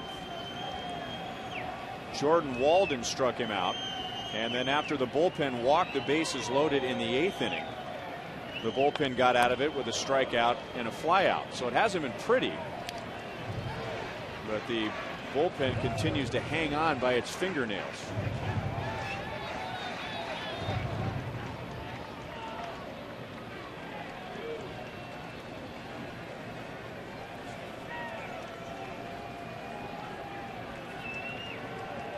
Trumbo is going to play behind Trainer over at first base for a little extra range with a left-hand batter at the plate.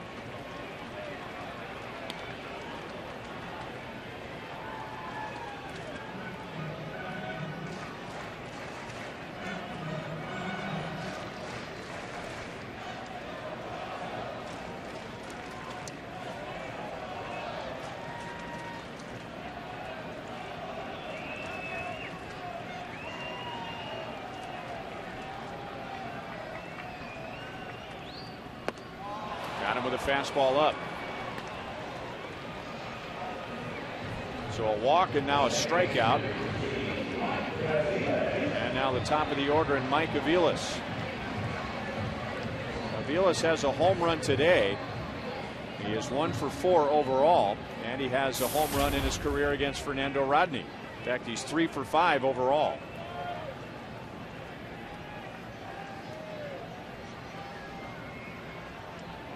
Trainer at first base after a leadoff walk. 0-1. We'll take a look at Mike, and that's his zone right there, Ryan. They just right up and in, letter high. He can turn on that pitch. You know, as he took that pitch from Fernando Rodney, I was thinking to myself, that looked a lot like the pitch that he hit out. A fastball a little bit up, slightly above the belt. That's where he likes it, but getting a look at Rodney and this time taking a strike. I think a lot of it, too, depends on what Kevin Seitzer tells him. You know, Rodney can be wild, and you want to go up there and make sure you get a strike before you commit. They need base runners, and so just make sure that you get yourself in a good hitting count, and don't just go up there and just give the at-bat away by chasing balls out of the strike zone. Well, he got a pitch up there, and he pops it up. Trumbo to the dugout suite, and at the railing makes the play for the second out.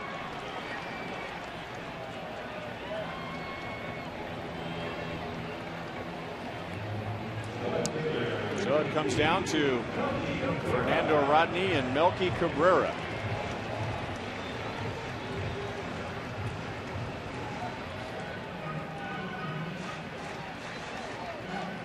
And in his Royals debut, Melky Cabrera has been on base 3 times. He has 2 singles, a walk, and a stolen base.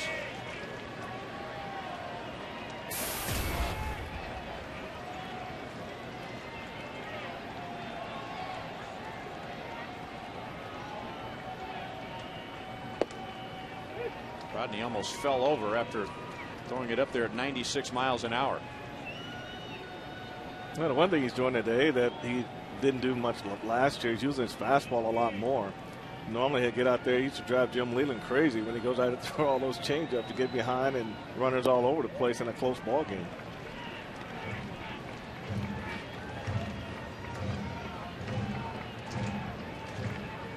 Fernando Rodney has overcome quite a few arm troubles to get where he is today. Tommy John surgery in 04, shoulder problems in 05, biceps and shoulder problems in 07, shoulder problem again in 08. And now he's been healthy the last 2 years.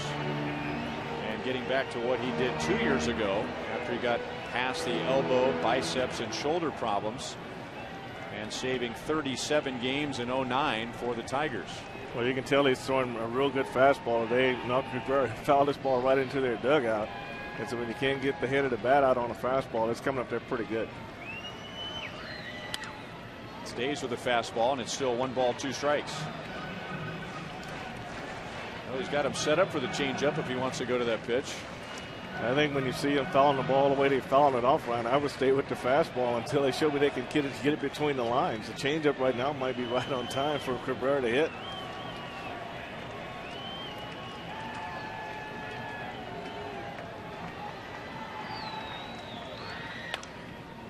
Well, and he does stay with the fastball.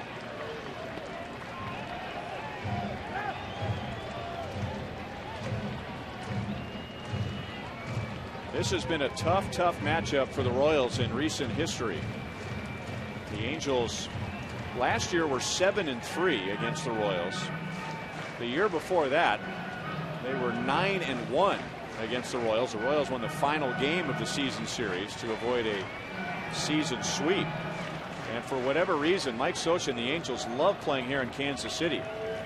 Of the last 33 games between the Royals and the Angels here, the Angels have won 26 of those 33.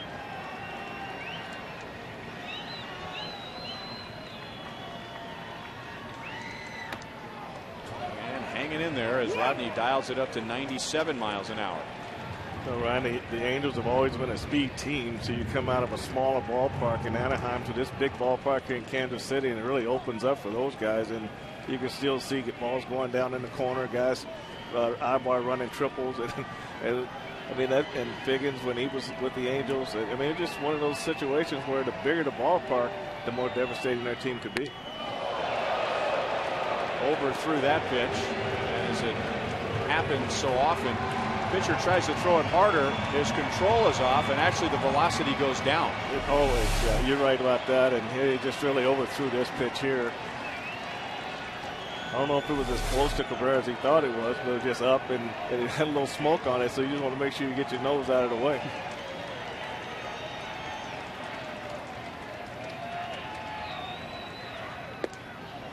And now 3 balls, 2 strikes, so Melky hanging in there.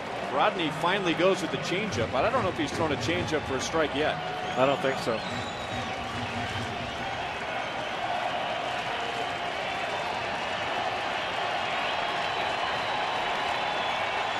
So Matt Trainer will get an early break from first. If Melky gets on, it'll be Rodney and Alex Gordon. Trumbo stumbled, and it's into right field. So Trainer goes first to third. The tying run is at first, and the potential winning run is coming to the plate. And Melky Cabrera, after hitting .468 in spring training, has 3 hits today. Well, did a good job here, Ryan. This is a hit back in the 4th inning, the left field. That was his first hit of the night, and then that's back through the middle in the 6th inning on a ground ball back through the middle. And here you see him in a good hitter's count, 3-2. You know the fastball's coming, and he pulls the ball in the hole in the right field. That was really a tough at bat. Mike Scioscia goes out to the mound. So it's not the pitching coach, Mike Butcher, it's the manager. Now, of course, you're talking about a manager who was a big league catcher for 15 years. And you wonder if this conversation has to do with how to pitch to Alex Gordon. I mean, you don't want to put the winning run on base, and they won't walk Alex. But Alex would be more of a power threat than Mitch Meyer, who's on deck. Definitely. I think he wants him to stay with the fastball. I don't think he wanted to get beat with anything other than the fastball, but he goes right with a changeup right away, which really surprises me right here. That's probably the best changeup he's thrown yet, and didn't get the call from Dana DeMuth.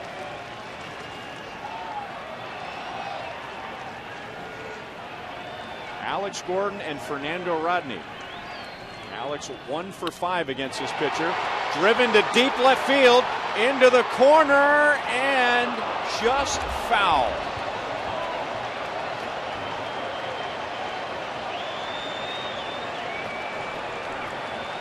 Woo! I lost the ball in the fog. I was waiting to see where it comes down.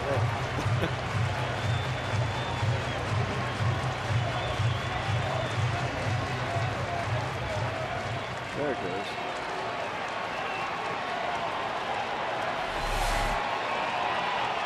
So Alex coming that close to ending the game with a home run. Instead, 1 ball, 1 strike. And Rodney thinking that Cabrera might move up to second base and put the tying run in scoring position. Melky does have a stolen base today. Well, what they want to try to do here too, Ryan, they have to be careful, is they want to keep the ball away. They don't want to give Alex anything he can pull and hit out of the ballpark. So if he does hurt him, they want him to hurt him the other way. And he got the heat, 96 miles an hour, 1 ball, 2 strikes.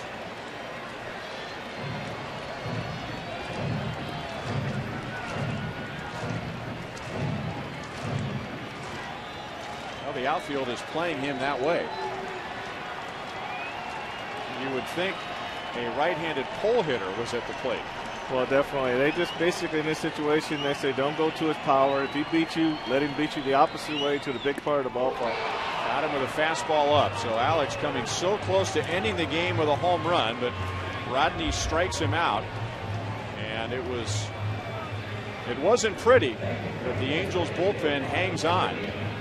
They need 5 relievers after Jared Weaver's start. And the Angels have won once again here in Kansas City. They win opening day 4-2, and we'll be right back.